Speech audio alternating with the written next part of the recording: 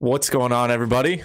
Live in studio for episode 119, presented by Cosmic Disc Golf. Check them out at cosmicdg.com. New year, same show. Hopefully some crazy, awesome things happen throughout the year.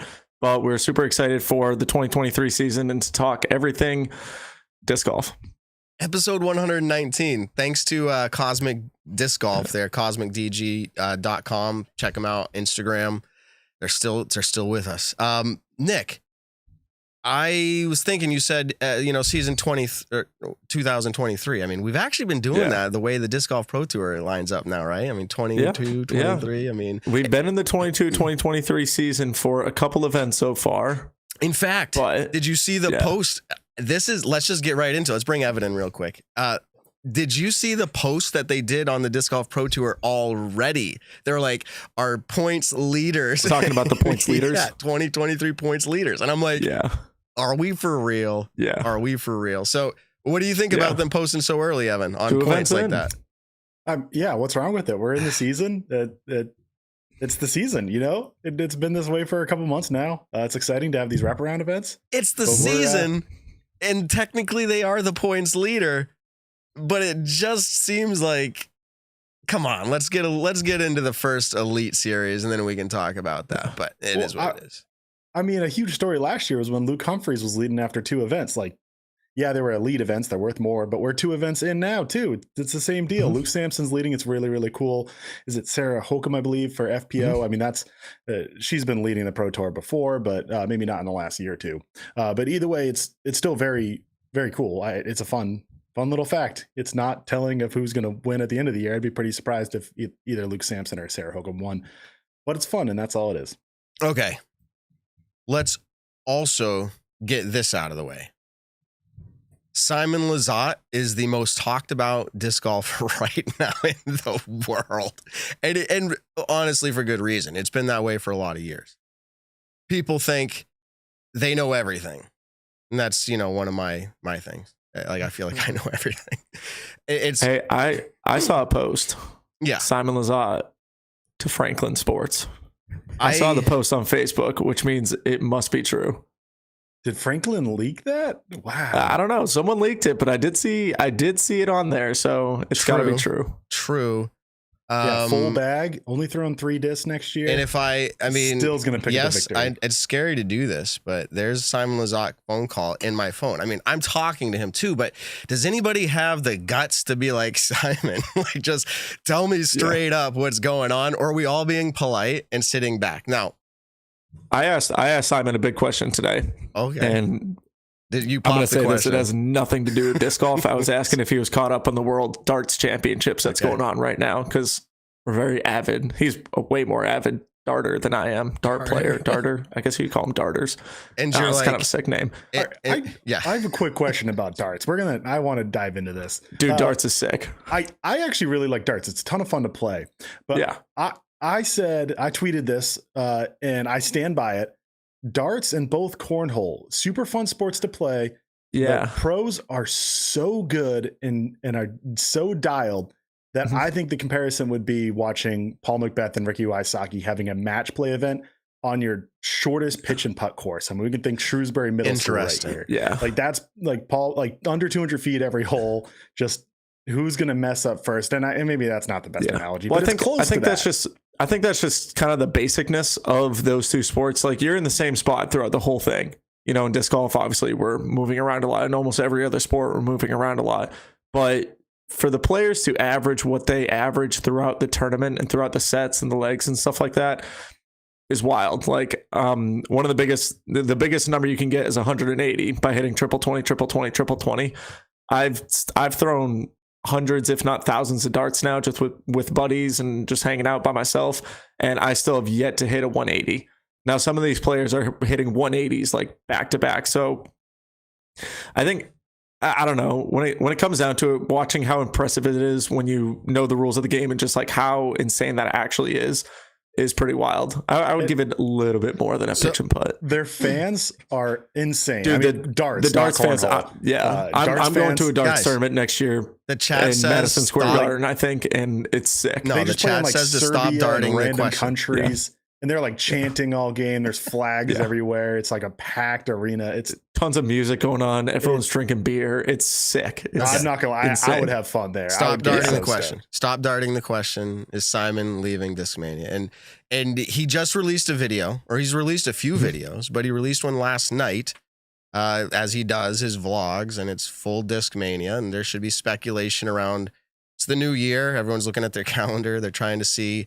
Reddit goes crazy looking and fine tooth comb through his videos. And I think there was. I'm not that into Discmania like as like avid fan, but what's this? Was it a doomsday bird that was spotted in there, Evan? Is that what we saw? Doomsday bird. That's funny. Yeah, it's the Doombird 4, I believe, which I think's an FD3. And just another one of his millions. It hasn't been released yet, discs. but it's okay. It's interesting. And there's just, anyways, guys, let me just kind of say this. There's been a lot of talk about this on other channels, on other podcasts, all over the internet. We're not going to take more time to talk about it, but I will tell you this, as sure as we do anything on the Nick and Matt show, when there is actual news, one way or another, whether Simon's staying with Discmania or he's not, we're going to work to line them up. And I think we can make it happen. So sit tight on that. That's one of the big topics. So we will bring it to you if and when something happens. Simon, is something happening? Just hit us up in the chat now. Call us right now. Yeah. Give me a quote, something I can say. All right. We've been away for a few weeks. It was the Christmas season for us, and we also had the New Year's. And guys, if my voice sounds like I'm under the weather, it's because let me give you the short version. 3 days before Christmas, one of my sons was like, "I feel sick," and I'm like, "That's it. Christmas is over." Like there's no way around it, and it kind of turned into that. One son to the next son to the next son to the next son to me, my wife a little bit. And it's just lingering the effects, but literally Christmas was, I'm sad to say it was pretty hard and miserable. And it's just, long story short, I've been relaxing, but not because I wanted to that much. It's because I had to. So we're back though. And man, there is going to be, guys, going into this off season, right? What was the talk? Like literally going into it before it was like, this is going to be quiet. This is going to be like not much happening. Is this more than we've seen before? Is this more than you've expected? Is this going to be the new norm? Is it going to have to like plateau at some point in the future? Because people can't just keep, I don't want to say burning bridges, but like you can't just keep switching back and forth. There's only so many. Or is this the new norm? Oh, Nick's audio got frozen up a little bit there. If you can hear us, Nick. What do you think, Evan? Is this going to keep happening? I think I'll say mid-level players or mid to top level players, I think, we'll see it pretty often. I think every season you got to be expecting this, especially at the rate that we've seen new and growing manufacturers like Lone Star and not a manufacturer, but a seller of discs, being Thought Space Athletics, who just signed Maria Oliva today. I think players like that are going to be constantly picked up by those kinds of brands that are looking to grow. Now, if we're going to have big moves like Paul McBeth to Discraft, Ricky Wysocki to Innova, and then DD, and now possibly Simon going somewhere or someone else that big of a name. MVP, isn't that the big one everyone's saying? Right? Man. Like, I don't know if those will happen every year. I think those could slow down a little bit, but the mid-level players, I think that'll be consistent. Tons of fun in the off season, and seeing where they go. Yeah. So I wish I could give credit. I should just shout out a lot of podcasts. It might have been Foundation, might have been Brody on some channel, but like there's only so many times you're going to be able to like move. We've talked about moving is a good thing for your salary. I know that in the workplace outside of disc golf, moving is a good way to increase your profits for yourself. It doesn't happen as much or at the same percentage when you stay. But if you do that 5 times, that's a lot. But if you do that 5 times, eventually it's going to get back to like, I don't know. But disc golf is continuing to grow. The PDGA just posted, I wish I had the numbers here, but in excess of discs that were approved for play in last year, 2022. And it's just like, it's a little bit out of control. So I think there's going to be a place for a player to go always, and whether or not they open themselves up to a totally open bag. And I think that could be part of the future. In fact, let's take the conversation there a little bit. Why will a player, it would be for money, like why does is that the only reason a player ties themselves to one brand? Will the future hold $1 million contracts for open bags? What do you think, Nick? Well, I definitely think potentially. Open bag is something that I'm surprised, I'm surprised more players don't pursue the open bag lifestyle, but then I'm also not surprised because you haven't seen a ton of companies besides for Infinite really provide this open bag kind of contract for their players, and to have such a big company like Infinite and put a lot of money into their specific players. You don't see too many of them doing it yet. And I think just all of so many companies have full on bags now. Like there's very few companies that are still missing slots. And so, I mean, we don't have like the legacy discs really anymore to where you could throw mostly legacy, but then some other companies as well. ThoughtSpace Athletics started out as more of an open bag company, but over the last year or two, they've really made them have a full on bag. So I'm always curious why a lot more players don't go to an open bag aspect, but then at the same time, it gets shut down when it comes to, look, these bigger companies, the bigger manufacturers, that's where the real money is. That's where a lot of the money is. And you have the Innovas, the MVPs, the Discrafts, the Trilogy, stuff like that, to where, those companies are bringing in so much money they can actually afford to pay their players. Eventually, it would have to come down to a disc golf brand that is not a manufacturer of discs, I think, or at least in the normal traditional sense of a sponsor, where let's say it's some dry bag, right? Some dry bag out there is like, hey, $1 million a year. I mean, obviously we're a ways out from that happening, but like that's what's going to have to happen. It'll have to be outside of manufacturing. And if it is inside manufacturing, that would be pretty cool if they're like, we just want you to wear our shirt and our hat and say thanks to us and when you win, but we don't care what you throw. So at that point, if you have an outside company coming in and saying, hey, I'll give you $1 million to wear my shirt, but then Discraft comes to you and says, hey, I'll give you an extra $100,000 to only throw our discs. Obviously, that player is still going to go over to a disc manufacturer. So having an outside sponsorship come in would be incredible. And I think that's something that'll happen in the next 5 years, like a really big contract with an outside company. But the disc manufacturers really do have, kind of the monopoly on the players right now, because they're the ones making the most money in the sport of disc golf as it is currently. I think that maybe, and I could be totally wrong about this, but kind of the same thing in golf, where a lot of golf manufacturers, the players play for them, and then they have apparel sponsors outside of that. They might have, other sponsors outside of that, but a large majority of them, if not all of them, do have a club sponsorship the same way that we have disc sponsorships. Darts players have dart sponsorships. They can only use certain darts.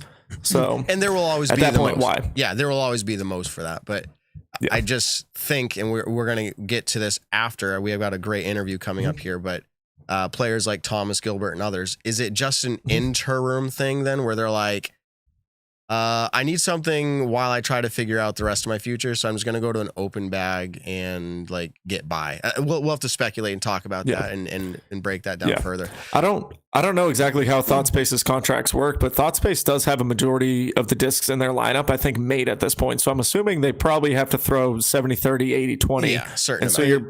And so I could see Thomas bringing in a Halo Destroyer or a Halo Boss or something like that. Maybe, but other than that, he's got to throw all ThoughtSpace at this point. I heard that it was a 50-50 split. I don't know exactly what that entails. If it's total discs in your bag or total molds, it might be a little bit, open-ended there, what you can do as long as they're repping some. I mean, they have some good discs, ThoughtSpace. Good stuff. That's what I've heard. Yeah, I have a lot of friends sponsored by. I mean, Marky Chap just went over to ThoughtSpace. My buddy, really good buddy, Kyle Moriarty, he's been playing for them for a while now, and he slayed it this year in the Massachusetts scene. So, however it works for a player, it works. Maria Oliva just went over there. Thomas Gilbert just went over there. And then you get companies like Lone Star where they don't have a full-on collection worth of discs. Like, I don't think they have every single mold out. They could if someone's I think Lone Star guy, let me know. Yeah, they Nico's pumped a lot exclusive. out in 2022. I think Yeah. they have pretty much every hole covered. You know, you might be really picky and say, hey, I really want a Halo Destroyer, and they might not have something perfectly to match that. They might. I think if you're trying to get really, really nitpicky like that, but they have, in all stabilities, all speeds. So we do have a lot to get to, and I always talk about it that way. But players of the year, a lot has been announced since we've been away. Players who are leaving, the majors have been announced, including, the World Championships, of course, and there's interesting things there. But we have in our green room currently, his name's Michael Bui. If you're looking him up on PDGA, it's PDGA 125839. It brings me back to Brody Smith posting the very first time covering his number. Like, this is important. Oh yeah. Not that important, but this tells you who he is in the PDGA world. Here's a little bit about him. He's a CEO of Heatland Disc Golf. He's the tour manager of the Swedish Disc Golf Pro/Amateur Tour, Swedish Disc Golf Pro Tour, the partnership manager of the PDGA Europe, partnerships manager, partner of Clash Discs, and he's a course designer. And there's a lot more that we're going to talk about here, but I want to be clear, everybody. This is 6 hours ahead of our time. It is currently 1:23 a.m. over there. Oh, geez. I'm assuming from Sweden. Let's bring him in. Michael Bui, everybody. Welcome to the Nick and Matt Show. Awesome. What's going on? Oh, hold on. There we go. Now we got you unmuted. How are you doing? And where are you at? You're in Sweden right now? Yeah, I'm in Sweden. I live in Karlstad. It's right between Stockholm and Gothenburg. Okay. I've Gotcha. never had the privilege of being there. One day I would like to. So I'm just going to imagine where you said, and it sounds really nice. So, All right. So you are the tour manager of the Swedish Disc Golf Pro-Am Tour. Can you tell us a little bit about what that looks like over there? Yeah, basically the tour started last year, and basically we had a national tour in Sweden that was kind of subpar when it came to quality and pro pairs. So basically what we did is that we copied the format of the DGPT and made a Swedish version of it. So that's where we're at. We also have the amateur version of the Pro Tour. So we just call it the SDG80. Okay. Do you have amateur? I'm going to ask a lot of questions, but do you have an amateur players who travel all around Sweden? Like, how? I apologize because I've never been there. Like, how far is it to drive from one point of Sweden all the way to the farthest side of Sweden? I mean, is it days or what is it? No, most people have around 1 to 4 hours between each event. So it's pretty close. I mean, the furthest event is up in the north. That one is like kind of off, but it's around 12 to 14 hours drive for most people. So that would be the furthest. Wow. Yeah. So an amateur tour works That's a lot not a bad different. drive. I was going to say an amateur tour works a lot different in Sweden than in the US. Yeah, that's awesome. The Swedes are crazy, and there's a lot of people that does the entire amateur tour. Yeah, that sounds awesome. I mean, it sounds kind of like, as far as geography, let's say, I don't know, New England, let's say, it'd be like a regional tour up here where I live. So that's pretty cool. So that started last year. It's about to pick up again this year. When does the first event kick off? When does that start? In April. April. Okay. So, yeah, in southern Sweden. Okay. And you're the partnerships manager of the PDGA Europe.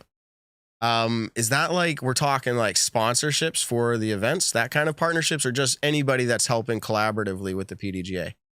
Yeah, so we do have different projects for the PGA Europe. The main two projects that I work with is the PGA Euro Tour and also the new documentary, The Magic of Disc Golf, which is quite an exciting production that we're going to make for Warner Bros. Discovery Plus. What? Okay. Very cool. So like, this is not just local for Sweden or Europe. This is actually Discovery Plus. It will be a feature. The first season, which is already finished, it's in production, but it will air quite soon. It will also air on Disc Golf Network. They have bought the licensing for it. But for for the first season, we will have a pilot for the Nordic countries for the Discovery Plus. Season 2, we are still in negotiations, but we want to have it worldwide, or at least in the Nordic countries and in the US. And we've got some numbers like Warner Bros. Just bought Discovery Plus, and they also have HBO Max. And they are talking about merging HBO Max and Discovery Plus. So we're talking about like 100 million subscriber base watching, potentially watching a disc golf documentary. So that's kind of cool. Is it going to follow? Is it going to follow similarly to what was the disc golf networks On Tour? On Tour? Is it like going to be documentary like that? Yeah, it's going to be similar. Our approach is that we want to, since the target audience is going to be non-disc golfers, so we want it to be kind of like Drive to Survive, like the Netflix series, so anyone can get into the sport. And this documentary, we're going to follow European players for season 1 that is touring the PGA Euro Tour. We're probably going to do the same thing for season 2. But we do know there's a few American players doing a lot of touring in the PGA Euro Tour next year. We know, for example, that Macbeth is doing a 7-week tour in Europe next year, for example. Yeah, that is news. And I think we won't do that with you right now, but I know Evan and I the other day were discussing, what does that mean? Like, obviously for both you over there at PDGA Europe, but like, what does it mean for disc golf at large with Paul Macbeth making a choice to take 7 weeks and play over there? So I'm sure you're really excited about that. What does that mean for you to see that Paul Macbeth is choosing that? I mean, it's big for the European scenes and the fans, and because in Sweden and in Europe in general, we don't get to see that many of the top pros in person as you do in the US. So it's a big privilege to have him here. True. Yeah, I bet you. I'm trying to think out loud here. Like Macbeth showing up here to Maple Hill, people obviously are very excited to see him, but they do get to see a lot over the years. I bet you Paul gets treated even more professionally over in Europe. I bet it will happen. That's pretty cool. So, yep. I'm looking at all the things that you're doing here. You're doing a lot. You're a disc golf. Is it like a pro shop type deal or a disc golf store? You have your own company called Heatland Disc Golf. Just tell us a little bit about that. When did that start, and what are you doing with that? Basically we started 2 years ago hosting regional events, and then we started the Swedish Disc Golf Pro Tour, and we just evolved into doing everything disc golf. So yeah, we do have our own web shop. So it's heatlanddiscgolf.com. We do sales for all the brands in Sweden, and we ship internationally as well. So okay, we host a lot of events, course design, and basically everything in disc golf. Okay. Do you know if Simon Lizotte's leaving Discmania? I do not know that. Okay. If he said yes and then he just told us, that would mic drop. We all just shut the show down. But okay, it's big news. I mean, obviously Simon's a world, as is Paul Macbeth and everyone else, but like world well-known name. Evan, I'm going to put you on the spot just a little bit here, but we were talking about I don't know if it's the geography, the stats about, people in Sweden and the rest of Europe over there. Can you tell us, and I'll let Evan kind of chime in here, but can you tell us a little bit about, I don't know if not demographics the right word here, but what does the Swedish disc golf scene look like compared to maybe your neighboring countries? Like, are there big differences, or just generally maybe some of the differences that stand out in your mind compared to the US? Like what are the differences for Sweden disc golf? Yeah. So when it comes to Europe in large, the Nordic countries are the biggest when it comes to disc golf. So Sweden, Norway, Denmark, and Finland, and Iceland, basically. It is growing a lot more in other countries as well, but that's the major points. When it comes to like the European pro scene, it is also growing a lot. The pro purses are getting a lot bigger, and like if you compare like winning an A tier like on the PGA Euro Tour, people usually average around 1030 rated, and the pro purse is still kind of up there. Next year we're seeing pro purses on $50,000. Nick, you need to move. Per event. Yeah, no kidding. I don't average 1030 though at A tiers right now. So Yeah, so and we're doing a lot of media things as well, such as live network, and we are in discussions with Jeff Spring in bringing Disc Golf Network to Europe, but also possibly doing something called DGPT European Series. So that is also something up in discussion right now. So there's a lot of exciting things happening in Europe.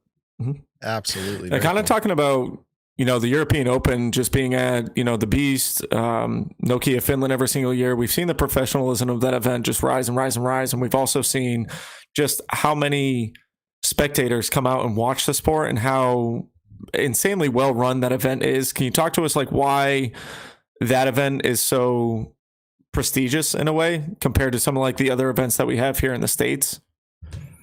I can't say for sure, but I would just say that the staff and the people behind the European Open, like Dismania, is they're just great at what they do. So, and also this last year PCS Sula Open in Norway, which was a silver series, which will be an elite series this year, also had really high quality. And I think it's just the drive and the love of the sport and people just wanting to deliver, because that's what it's all about. We just want to deliver good stuff. Yeah. So, okay, I'm going to put Evan on the spot again a little bit. Did you find out anything or any questions you had specifically for Michael on disc golf demographics, if you will?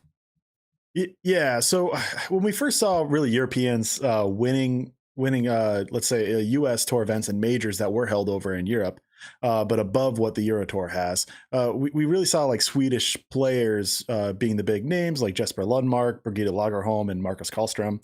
But since then, it's been really dominated by Finland and Estonia. So I was just kind of curious how that transition happened from Sweden kind of being the first to kind of really show the European power, and now Finland and Estonia are kind of being the forefront. Has Sweden like fallen behind? Has the others just propelled so much further? Like, how does that kind of comparison between the Nordic countries look? Yeah, it's hard to say why the top is like it is today. We do see that when it comes to growth in PGA members, Sweden is catching up when it comes to growth rate. So, and we know for sure that Finland has more active players, so that probably contributes to it. But Sweden is getting there for sure. Yeah, and then I'm also curious just how it kind of feels with Latitude 64 being in Sweden, but they're all the way up in Skellefteå or the Skellefteå area. And they're called Latitude 64 for a reason, for being on the 64th latitude. What? Very, very far north. And Stockholm and the majority of the Swedish population is on the southern side of Sweden. It is Latitude 64 still just very, very like the most popular disc manufacturer down in Sweden? Is it kind of dominated by a lot of different manufacturers? How does that kind of scene look? I mean, yeah, most people in Sweden likes to play with Swedish plastic, since we do have Trilogy, we have Kastaplast, and we also have some other manufacturers, and yeah, that's it. One funny fact about Latitude actually is that they were recently, well, not recently, but last summer, they were acquired by a venture capitalist company. And it was acquired by like insane amounts of money, like 500 million or something like that. Wow. So Wow. yeah, I did not know the number.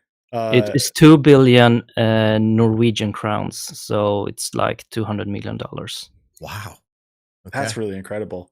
Yeah. So like, again, I would absolutely love to come over and play in Europe in general, but I think both Sweden, obviously, Norway, Finland, all of these names that we hear in the US, very attractive. And the fact that you have this, and because I'm an amateur, you have this amateur tour that you can pretty much travel, 1 to 5 hours and play the whole tour. I mean, that's really awesome as well.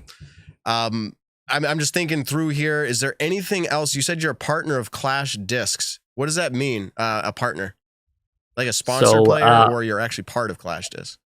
I have a partnership deal with Clash Discs, so I handle all B2B sales for Clash Disc when it comes to Sweden. And I'm also looking to branching out a little bit more to other countries and states in the US to do a lot of sales for them. So yeah, that's basically what I do. Okay. And then finally, course designing. How many courses have you had your hand in designing? So I've designed 2 courses from the ground up, and I've been in part of a few other courses, but it's mainly like maintenance because I'm a president of one club and a board member of another club, so I do a lot of other stuff as well. Okay. Nice. Awesome. Let's do this. We didn't ask you this, but let's ask you this right now. If you've seen the show before, you've probably seen Stat or Fiction, the game. Do you have any interest in joining us for a quick round of Stat or Fiction? Sure, let's go. Okay, Ben, go to the second page and go to the 3. We should be good. All right, let's get right into it. Oh, we don't have any audio, so the do Stat or Fiction presented by Statmando. You guys can't hear the audio that I was hearing. Yeah, that's what I text you, but I didn't realize it was just low. It was just low? Yeah. Wait, no, hold on. It's doing that thing again where it's doubling up. Oh, crap, that's why. Hold on, mute It's it. Evan. Just mute it. Boom. No, just mute it. Oh, Thank you, Ben. All right, here we go. it's good. We good? We're good. All right, thanks, Ben. You're killing it over there. Killing it. It's smoking. Yeah. All right, well, Michael and anyone new watching the show, Stat or Fiction, I will give you a statement. You are going to tell me if you think it is a stat, as in it is true, or it is fiction, as in it is false and not true. And to get right into it, let's go with the Statmando MPO Player of the Year, Ricky Wysocki. In 2022, Ricky Wysocki started more majors and elite events than any previous year in his career. So in 2022, Ricky Wysocki started more majors and elite events than any previous year in his career. If you think that is true, you're going to say stat, but we're going to start off with that. I want a little clarity there. Any time in his career being the clarity word I need. What do we mean by career? Any previous year in Any his career. previous year ever that Ricky's played. Like if you think that 2022 he started more than 2021 or more than 2020 and so on, or if you think that he started more in 2015, then it would be right. false. Okay. Or as many, because the question is he started more this year. Not so many as questions to think through. Like, has he ever missed like a major? I'll say stat. You'll say stat. I'm going to say stat as well. Michael, yeah, I think you're stat as well. There's more events now than before. Yeah, there are more events, and it just seemed to me that Ricky was more motivated to like play every event. That's just like in my mindset too. It just feels that way. So, all right, this is a fiction. Actually, he started 17 standard stroke play events this year. In 2021, major, standard, major, and elite. In 2021 and 2017, he started 18, so just a single more. So very, very close. There are more events this year, but there's also more pre-Lyme. I was just going to say. And pre-Lyme disease. Yeah. But last year as well. Okay. That's a tough one. That's a point for Evan. Yeah, that is. We need to put a little point ticker up there for him. Yeah. Stat or fiction number 2. Kristen Tatar's first career Disc Golf Pro Tour event was at the MVP Open. Doesn't matter what year. Kristen Tatar's first career Disc Golf Pro Tour event was at the MVP Open. Starting with Matt. I'm going to say fiction.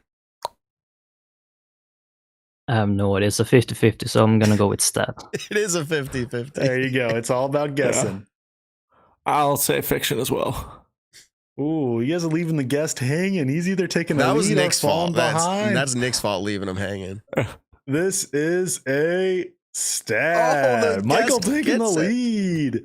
That was her first Disc Golf Pro Tour event of her career. She did start Green Mountain Challenge the week after, or I'm going to assume the week after. It was after, but in 2019. And then she didn't play again until 2021, of course, because the thing we all know is the pandemic. Man, and I live here, and I feel like I would have remembered that. Like, hey, welcome. But like, Yeah. She wasn't as big of a name then either. I thought up until I talked to her earlier last year, I guess, that I thought she had never been to MVP or GMC. And then she's like, oh, no, I've been here before. And I'm like, well, I kind of feel like a jerk. 2019 was when she came over for U.S. Women's. I don't know if she played USDGC. Throw Prink wasn't an event then. Yeah. But she came over for U.S. Women's, and that's when she won her first major of her career back in 2019. It is kind of odd that her first Disc Golf Pro Tour event was an event that is generally, after 2016, is generally the end of the season. Yeah. You would think that it would be, a beginning or a middle, but nope, it is true. All right, well, point for Michael. He's not falling asleep on camera, but I'm sure he's getting tired. We're rolling into almost the 2 a.m. hour, so I'm glad he's winning. Let's keep going. Yeah.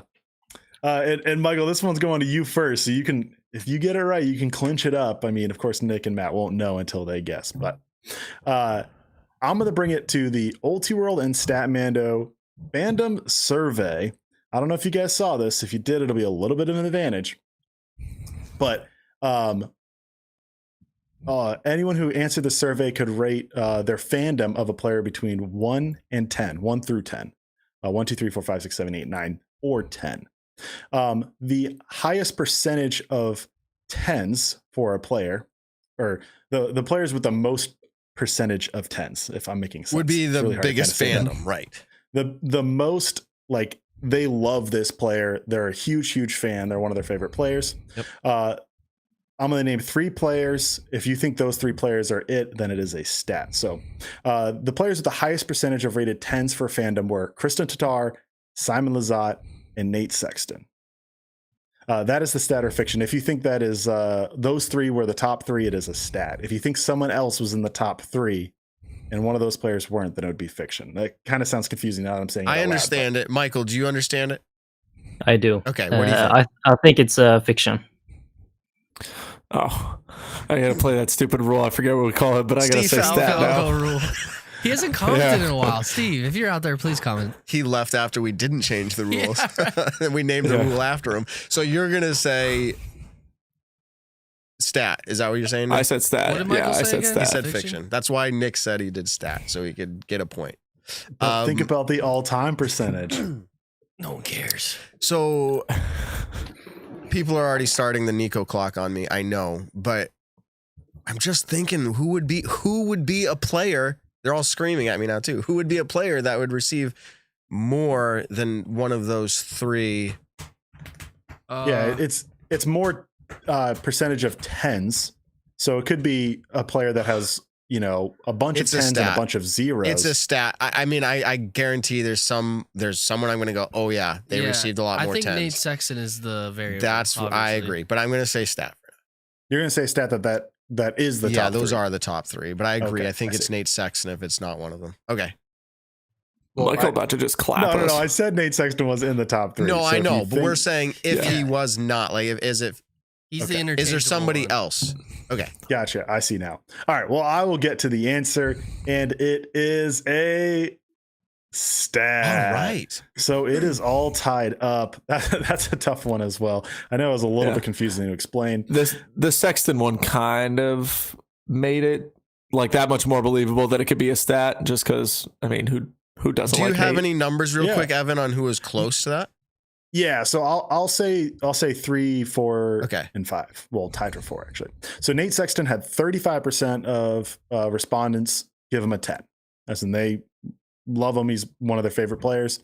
Matt Oram and Calvin Heimberg were tied for 4th at 28%. How does anybody like Calvin? No, I'm kidding. Oh my Or goodness! Matty, Knew that was gonna come Call up. back. I'm just messing. A lot of people do. Over a quarter of respondents Wow. really adore Calvin. They were just So trying to let's make go up with- for the hate that I bring on this show, you know? Mhm, Yeah. mhm. Yeah. Let's go to a tiebreaker. And this one will no longer be a stat or fiction. It's just going to be an open answer. And whoever's closest to the number will take home the victory. With 3 people going forward, it's going to be tough. Let's go. What percentage of 10s did Kristen Tatar receive? Kristen Tatar was number 1. She had the highest amount of 10s from survey respondents. What Oh, percentage of baby. survey I'm respondents? going to we're writing it down in our heads, okay? I'll write it We're down, going to write too. it down. I'm in on this. Our All right. honor. Well, I got to go first anyway. So Don't change it. Don't change it. 84 Okay. Oh, 84%. Because now I just got to go higher than you. or lower. Let me think. Wait, 84%, Nick, is what you said? Yeah. I'm going to try to remember. So I have a number. Do you have a number, Michael? Yeah. Okay. Then my number is 72. What's yours, Michael? 65. Mine's 64. Wow. ooh, that's close. Well, Ben, you don't count. Okay. Um, He doesn't count, But that's good. Someone in the 80s, someone in the 70s, someone in the 60s. That's helpful for me to remember, because the answer is 59%. So that goes to He Michael. wins it. Made it exciting. Let Matt and Nick back in to push a tiebreaker, but takes it home. Way to go. Congratulations, Michael. It's an advantage. He lives in the future right now by 6 hours. Somehow he just rewinded the video. And he's like, I know the answer. He is in the future. So, Yeah, Michael, nice. we loved having you on. It sounds like really exciting things have already been happening, of course, with, PDGA Europe, as well as the Disc Golf Pro Tour Europe. And it sounds like this year there's going to be some really neat things happening, as well as Paul Macbeth and others, and the whole documentary. And you've got a lot going on over there. You sound really busy. Keep us updated. If anything exciting comes down the pipe for you and you want to let us know, we'll be glad to give an update. Is there anything that we missed talking about that you'd like to shout out?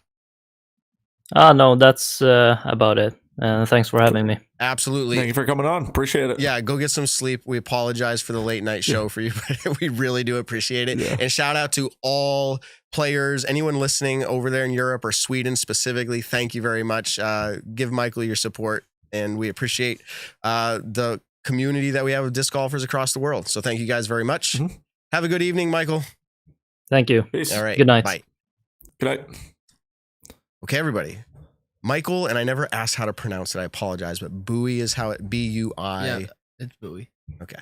Because you could be like Bui. I like it. I think it's Bui. I had a kid in my school named Bui, last name. From same thing. Sweden? From Leicester, Leicester, Massachusetts. Yeah.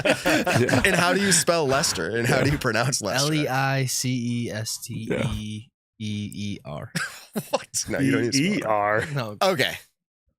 So that was cool. That was nice catching up with him. Off-season interviews. They don't have to be, hey, you just won the Pro Tour. Like, it was good, insightful information. But hold on. Was that our first European interview? Like someone live On that from Europe? time zone? On that time European, zone? yes. We had Taiwan, European, right? yeah. We had Jackie Chan on, or Jackie Chan, excuse me. Well, he was in Jackie Chan, California. Yeah, he was in Oh, but we California, had- but yeah. his interpreter was in But we had his Southeast interpreter Asia. on. Yeah, Yeah. or wherever that was. Okay.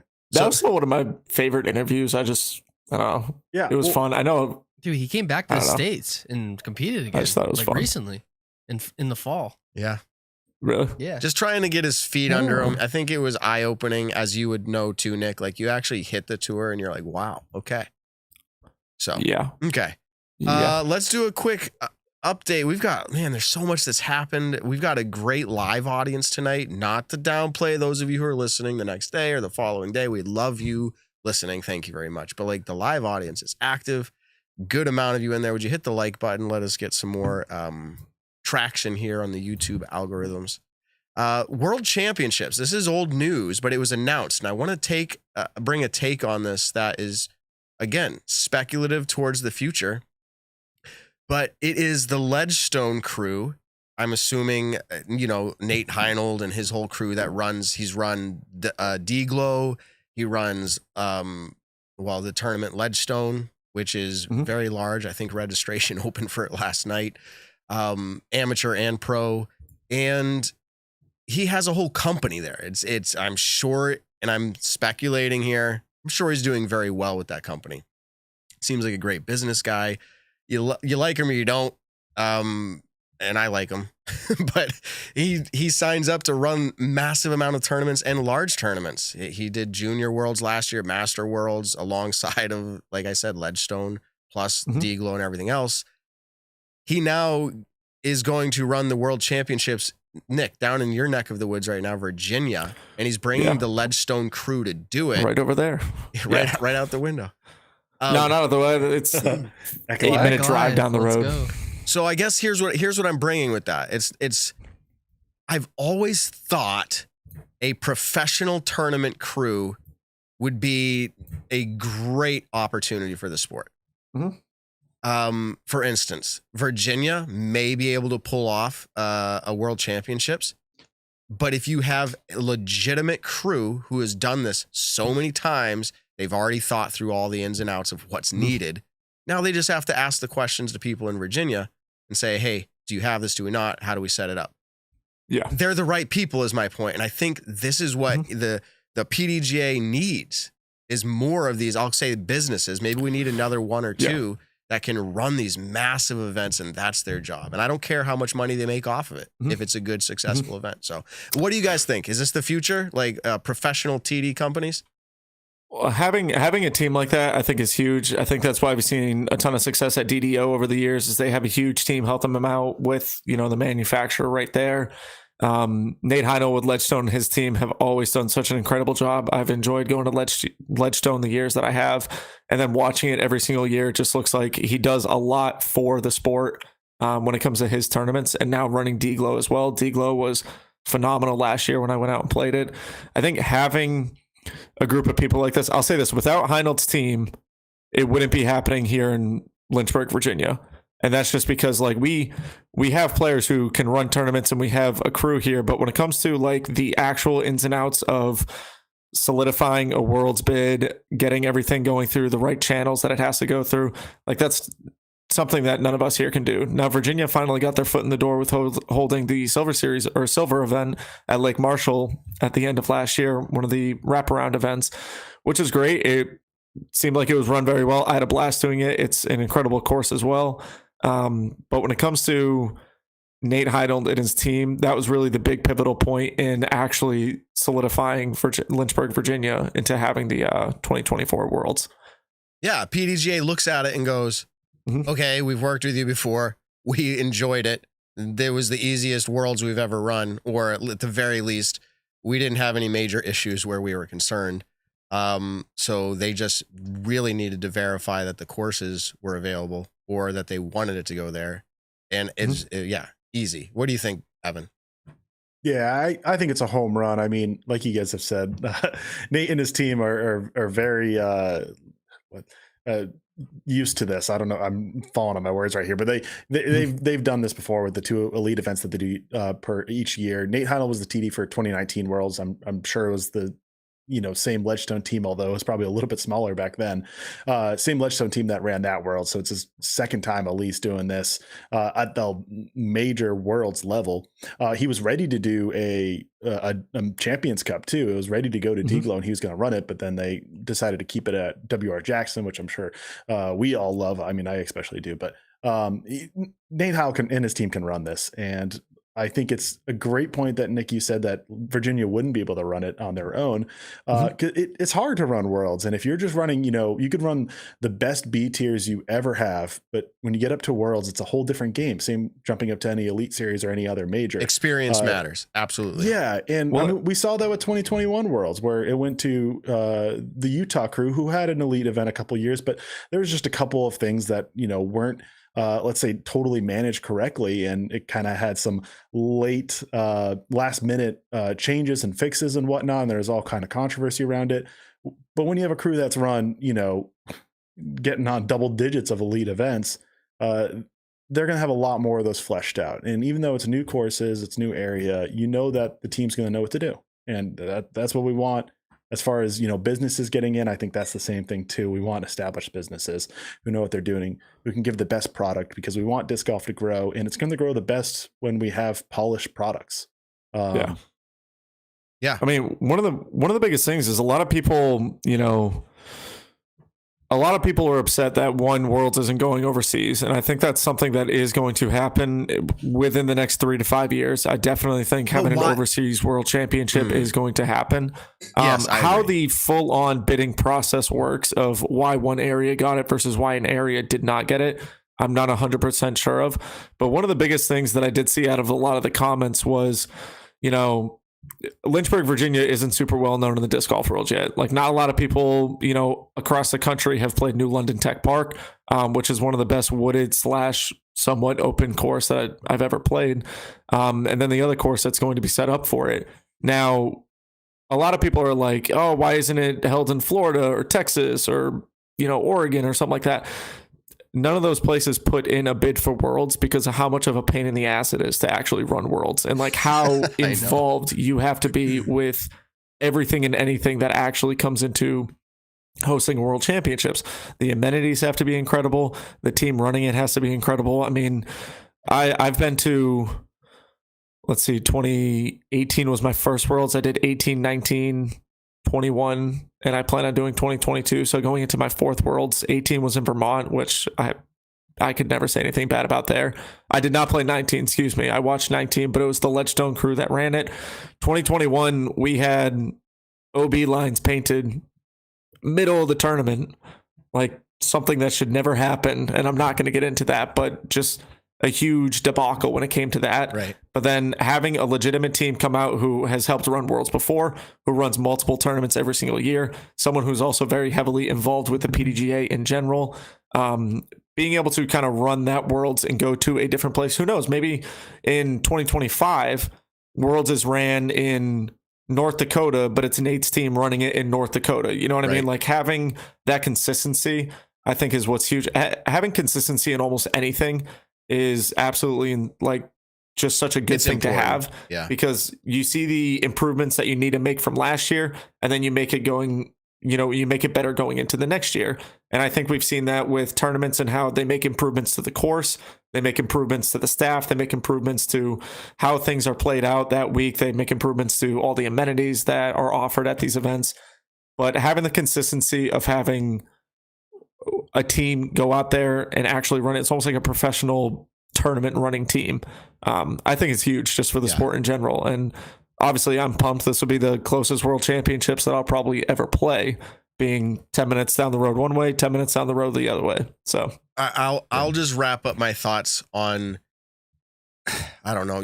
Everyone said a few things there, and I'm seeing the chat go like, how is it even a Worlds if it's not in a different country, right? Or if it's always in the U.S. is how they put it. And it has been before. Yeah, but so I was just gonna, okay, thanks. Outside the U.S. Yeah, thanks for that, Evan. But I just want to say also, just like the idea thinking behind that, I actually get it, because I think it'd be very cool, and I think important at some point to have it outside of the U.S. But that's not required for something to be a World Championships. I mean, it's required, I would say, that they're invited, and that's really it. Now, that's the basics. But like, do I want it? Yes. Do I think it'll be good? Yes. But it doesn't have to be. I do love the fact that a pro tournament team's running it. I think it would be harder for them to go somewhere else in the world to do that. But there's other companies out there that could do that. Go back to UC and whoever that have run these major events. They can handle it just fine. We talked about that after the European Open. We talked about that. Like, is UC going to get Worlds out there? That'd be awesome. So I mean, you can kind of look at it like the U.S. has ran a very, very large majority of the Worlds that have ever been played in disc golf. Now, we also run the United States Disc Golf Championships, which a ton of the European players have started traveling over to also play in that, because they have reserved spots at their events. Now, in basketball, there's the NBA, which is here, in the North America region. Take the Euro League basketball, where they still have championships and everything like that. It's their own separate league. What if PDGA Europe did something in regards to that? Like, what if PDGA Europe ran a world championship, or not called the World Championships, I would say, but like something of that caliber in Europe? I mean, are they ready for it? Would it get the, publicity that it needed to? Would it get the American players going over there to play that event? I mean, how does it work out? The World Championships happening once per year. Obviously we want it to happen. Like, I would love to see it happen in Finland, but at the same time, what other course are we using in Finland? And, will it be ran as well as the European Open, stuff like that? Like, you just got I would me like thinking. to say yes. Well, can we just take Worlds to, okay, people don't the other course it would be at in Finland would be Tampere, because like Nokia is right outside Tampere, and if you watch, I've heard Tampere is one of the sickest disc golf courses in the world, but I also heard that you wouldn't be able to fit more than 15 spectators on it. Yeah, but then you have Nokia. It's the same with New London 10. Yeah, that's the same deal. Is you're gonna have one that's a sick course. Yeah, the fans are gonna be a little bit snug. Is what it is. Hopefully, you can do like a 1 in 18 kind of thing, where to get 1,000. Give us really good coverage. You're gonna have the big one for the final round, which will be the Beast, which will be the golf course that Lynchburg's at. It's going to be Emporia Country Club. It's going to be Fox Run at GMC. You're not fitting thousands of fans in Brewster Ridge. It's the same thing anywhere. Okay. I really I just a couple quick thoughts. I really think that the courses and the running of the tournament would be fantastic over in there. They've proven that they can run a great event. They can get the fans out. They can put on a show.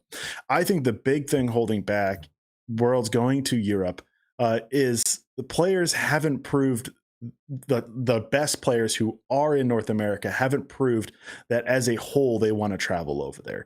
Yeah, Paul Macbeth's been doing it for years. Eagle Man, Ricky Wysocki, Paige Pierce, they've all gone over there. But you don't have the whole quality of tour. I mean, we saw two major winners this year in MPO decline to go to Europe. Chris Dickerson won Champions Cup. Gannon Burr won USDGC. Neither of them went over to the European Open. They didn't want to travel to Europe. Now, hopefully they would do it if Worlds was there, but they didn't. The field was really slim. We saw Kevin Jones come in third, and he was behind by what, like 24 something strokes? I don't even remember what it was, but it was huge. It was a two-person race, which was a fantastic event.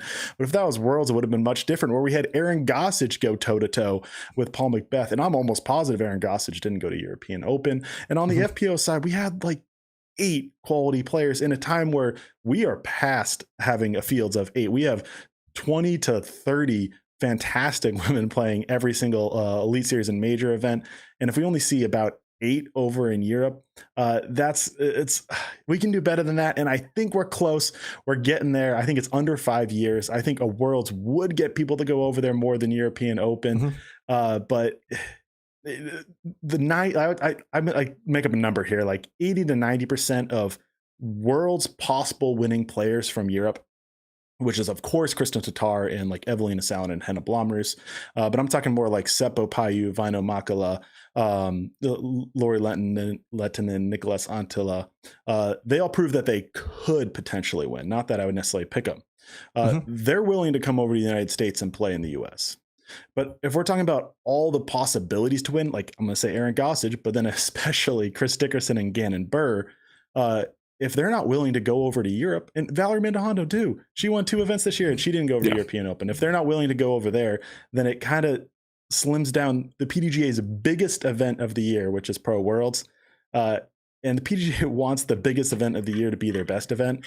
And if it is limited, like the European Open is, which is still a great event, but is limited to being one of the weakest fields on tour all year, I think it doesn't look the best. We're close. I want it to happen. I don't think 2024 is the time yet. Okay. From what I've seen, Dickerson and Gannon, I know Dickerson at least, someone said Gannon in the chat as well, but Dickerson is traveling out to Europe for next year. He did kind of release his schedule, I think yesterday or today, talking about how he is going to do the European trip, which I'm really excited to see. I think Chris would do phenomenal out there. And then as Europe is gaining more traction with bigger tournaments, giving players a reason to spend more time out there. I mean, dude, it's expensive. I've looked into it of trying to go out for the European Open kind of for fun, and it's multiple thousands and thousands and thousands of dollars to get out there, spend the week there, spend potentially 2 weeks there, and then to go back. And especially as travel restrictions have lightened up over the last year. But before, it's just, and I'm an average player. I'm not saying I'm going to go over there and win the European Open. I'm very average. Like, that would be more of a destination spot kind of tournament for me to go to. But for a lot of players who do this as a full-time career, who aren't making a ton of money doing it right now, but just do it because they can at the moment, going out there and spending all that money to go to the World Championships and then potentially not even cashing at the World Championships, all of a sudden you're out $3,000 to $5,000 potentially, which a lot of players, a decent amount of players can't afford to go do that. So I don't know. I would love to see it go overseas. I don't care if it's Finland or whatever, just happening overseas and having a World Championships. I think it's something that's on radar for the next 3 to 5 years. When it happens, who knows? So I feel like I thought this grand thing up while you guys were talking, and it's probably this was another one of these ideas that sounds good, but it's a bad idea. Remember that segment? Make Worlds every 4 years, like the World Cup or the Olympics or something. Like, make it massive and replace it with some other major in the off years. And when the 4-year rolls around, put the Worlds back in. It would make it bigger, better, incredible, have some special things that happen only at Worlds. It would change it up drastically from what we have now, but the future of disc golf may look like that. So, all right. We talked about that for quite a while. Let's bring things back to kind of a fun I don't want to use the word lighthearted, but you guys have heard of this AI system called Chat GPT? It's not DGPT. It's Chat GPT. It's an AI. It's like a conversation artificial intelligence. So I just thought for fun, we'll try it out. It's been pretty popular. I'm going to write in here right now. Write a poem. By the way, this does not Google. This will actually do stuff for you. Like I could be like, hey, write a poem about Nick Carl playing disc golf. Enter. You want me to bring it up? No, I'm going to read it. Here we go. It's real time. Like it's chatting with me right now. He's trash, kid. Get Nick him outta Carl, here. I'm going to read this the best way I can. It's actually a 4 paragraph poem. Here we go. He's trash. Okay, no. Nick Carl throws his disc with precision and grace. His aim is true. You guys can't see Nick on screen. Nick on screen is like, can't handle it. Here we go. His aim is true. His form, a work of art. He surveys the course, selects his chosen space, then hurls the disc with all his skill and heart. The disc soars through the air, a blur of motion. It twists and turns, a dancing, graceful thing. It flies so far it seems to lose emotion. But Nick is there, his aim on point, his game on wing. He follows through, his movements smooth and flowing. A natural athlete, his love for the game clear. He smiles and laughs, a joy in his knowing that in this sport he has no equal here. What?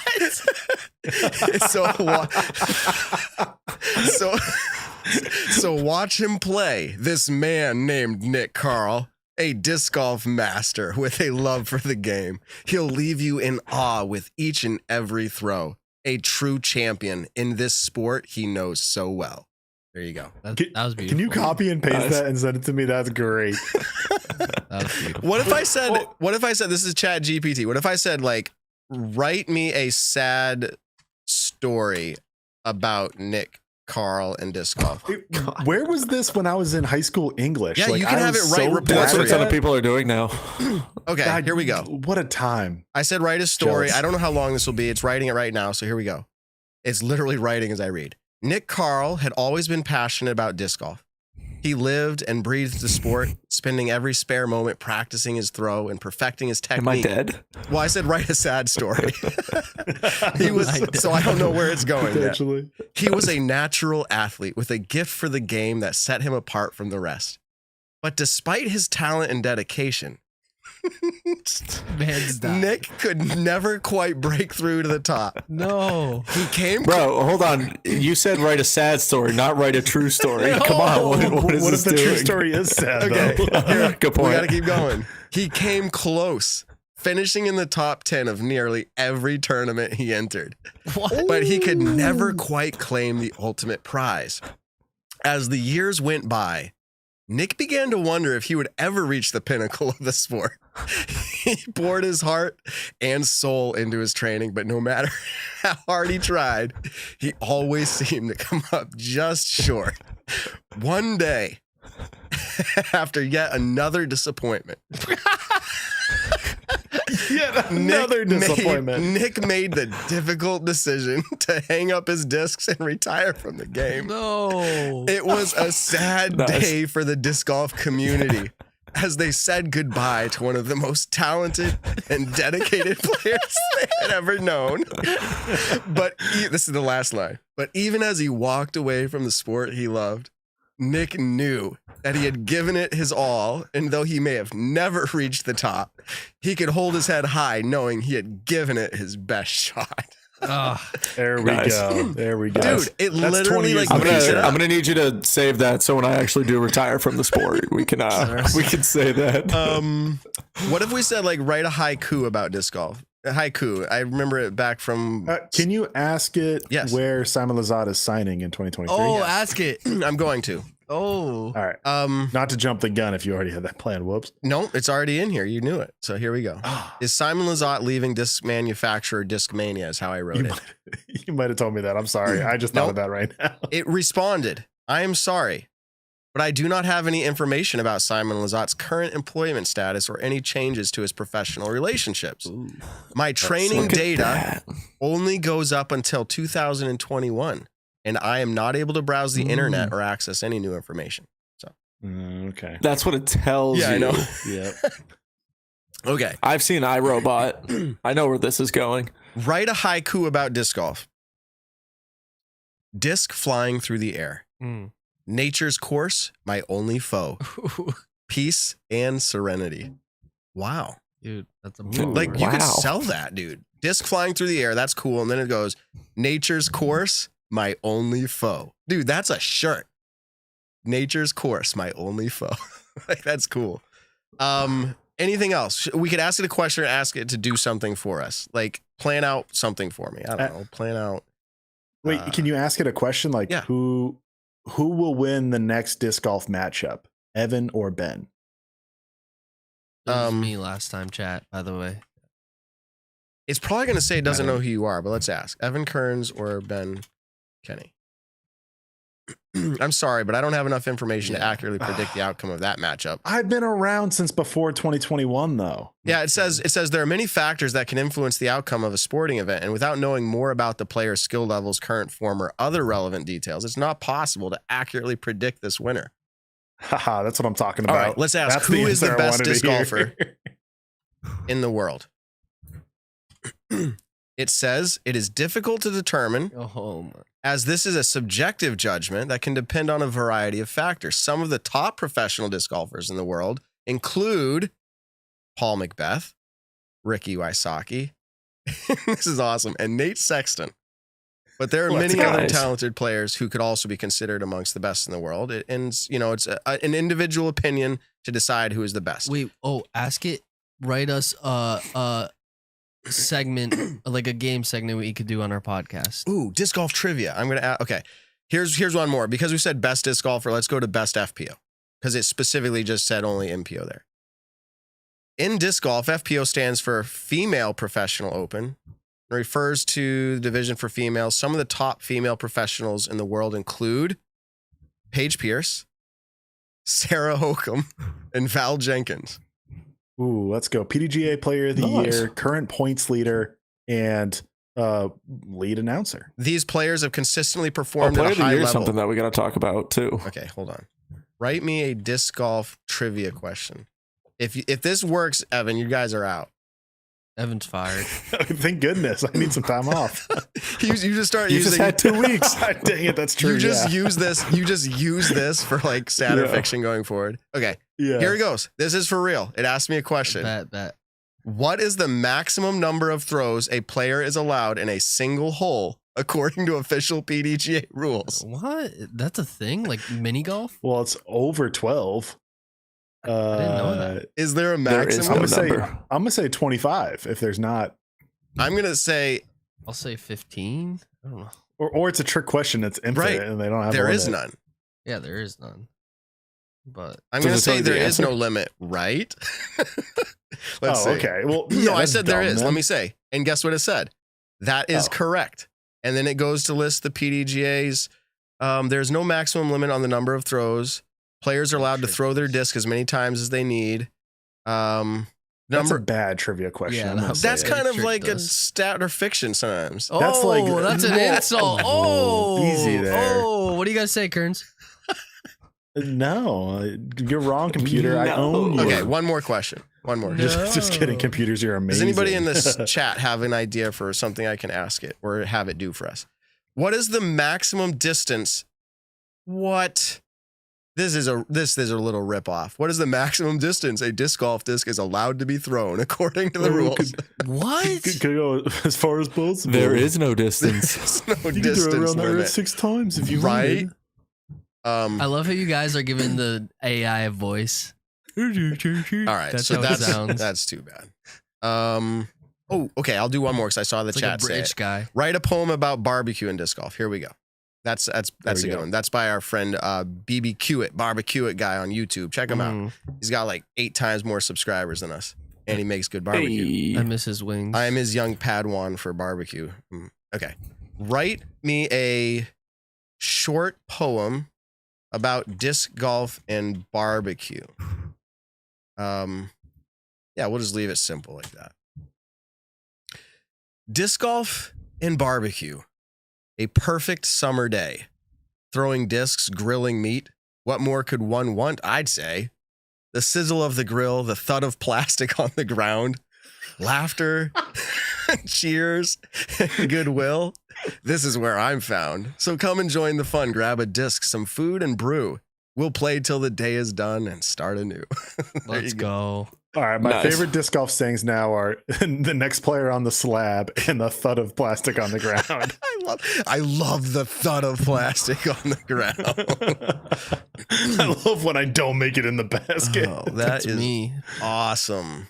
There's probably so many more things we could ask it on here, but I think having it write stuff is pretty cool. Like write me a story or whatever. That's pretty neat. Wait, you should ask. Give me a disc golf catchphrase or something like that, like for a Ooh, if you could get- brand. A catchphrase That's tattooed a on your good body. idea. Can you For like say podcast, just I don't for come the up? match, I don't know. Can you come up with a disc golf? Yeah, let's try this. Catch phrase that I can use to get famous. Here are a few potential disc golf catchphrases that you can use to get famous. Ace or bust. Yeah. In the zone. All right. Disc golf is life. Fling it like you mean it. These are bad. Drive for show, putt for dough. Okay. It says this catchphrase is a play on popular golf saying, but you could use it also in disc golf. That's so funny. Oh my It's like goodness. human. Oh yeah, I'm not even reading all the details of it. It's like literally having conversation. Yeah. with So you. yeah, it's like telling you why it said these things. Yeah. Disc golf is life. This catchphrase could be used to express your love and commitment to the sport. Ace or bust. This catchphrase could be used to express your determination to throw a hole in one or to acknowledge that you're willing to take risks in order to achieve success on the course. Let me think. There's got to be one more thing before we close this out. It should be help me convince Discraft that I should be their number one sponsored player. Nick, this is for Nick. If you are trying to convince Discraft to sponsor you as their number one player, there's a few key points you could focus on. Your track record. Be sure to highlight your accomplishments in the sport of disc golf, including tournament wins, top finishes, notable achievements. This will help demonstrate your skill and dedication to the sport. Also, let them know about your passion for the game. Show them that you are truly passionate about disc golf and you have a deep love for the sport. Explain how disc golf has positively impacted your life and how you hope to help grow the sport. Your brand alignment. Explain how your values and brand align with those of Discraft. Show that you're a good fit for the company. Your social media following. If you have a strong social media presence, be sure to highlight this well. A large following can help increase visibility and promote the Discraft brand.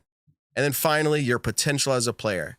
Be sure to emphasize your potential as a player. Explain how you are committed to continually improving your game and how you hope to achieve even greater success in the future. There you go. If you can get sponsorship advice right here, Chat GPT through the Nick and Matt Show.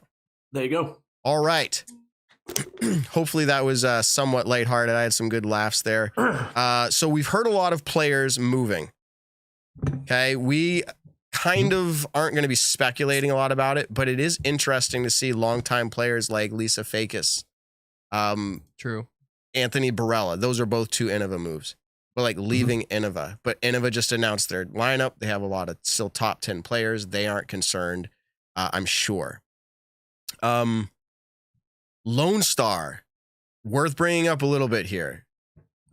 This is one of their, we'll call this their breakout season, if you will, 2023. 2022 people knew them, yes. But 2023, with all the players that they've lined up to this point, and then they just alluded to the fact that they have another player they haven't announced yet. They posted on their social that said, look, they threw 500 and whatever, 15 feet. We haven't announced him yet. Who do you think it is? Barella. Just kidding.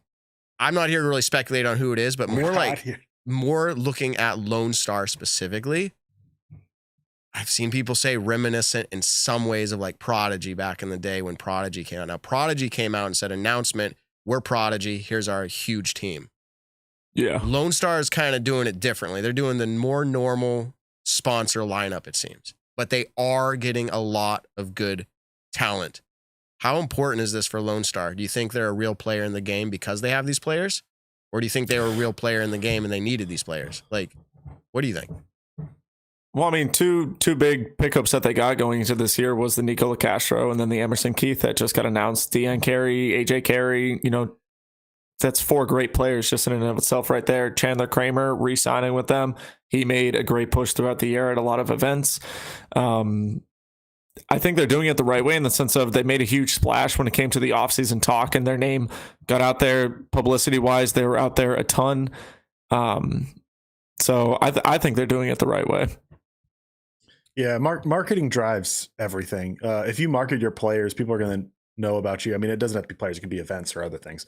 But Lone Star is clearly doing it with players and events, actually. But sponsoring players is how your name gets there. It's how you get brand recognition. You know what disc you want. If Emerson Keith is throwing a specific disc, and you hear about it constantly, you're going to get that disc to try it out. Mm-hmm. And that's the single biggest way I think a brand can really solidify itself. And I think we've seen a lot of brands pop up recently who have done well, like Clash, Mint. I mean, ThoughtSpace, not necessarily a manufacturer, and countless others. But Lone Star is really kind of, I think, poke their head above the rest, and they're kind of getting close to the major manufacturers as far as what players they're sponsoring, and it really kind of sets them on the map. And the more you hear Lone Star, Lone Star, Lone Star, Lone Star, the more it's gonna be normal that when you're at your next disc golf store and you see a Lone Star, you're like, Lone Star disc, you're gonna be like, yeah, let's do it. Or I mean. Mm-hmm. The marketing is what does everything, and they're doing it. They're doing the marketing, and they're getting the players, and they're getting in people's faces, and that's how you grow your business. Yeah, and I, for what it's worth, I've seen this happen a lot over the years, but I think them doing this does make them, in the eyes of fans and disc golfers, a lot more credible.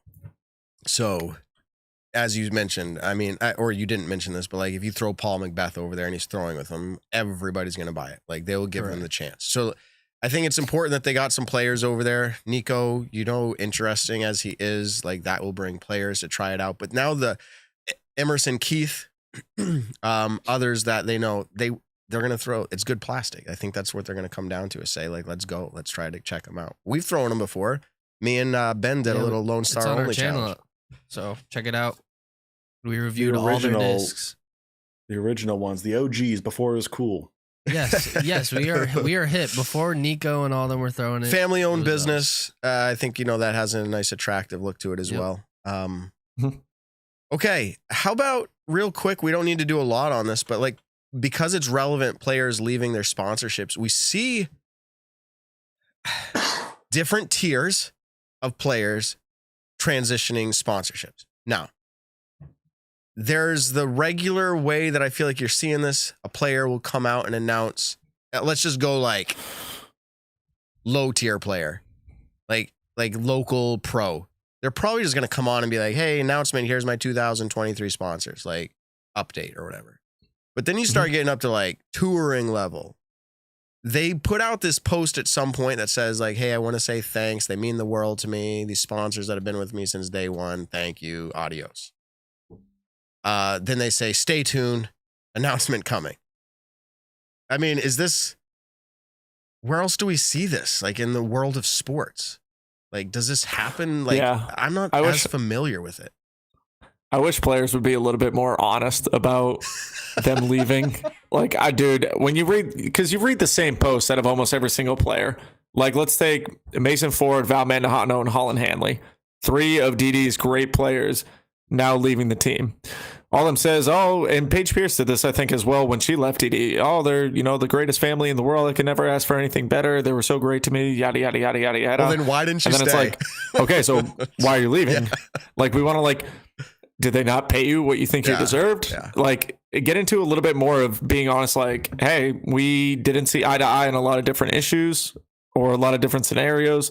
So that's why I'm leaving. Or, they treated me great, but there's a company out there that wants to treat me better. It's kind of stuff like that. Like it's very rare that, and I don't know if I've ever seen it, but it's very rare that a company that a player has ever said anything but, how great their time was with that company.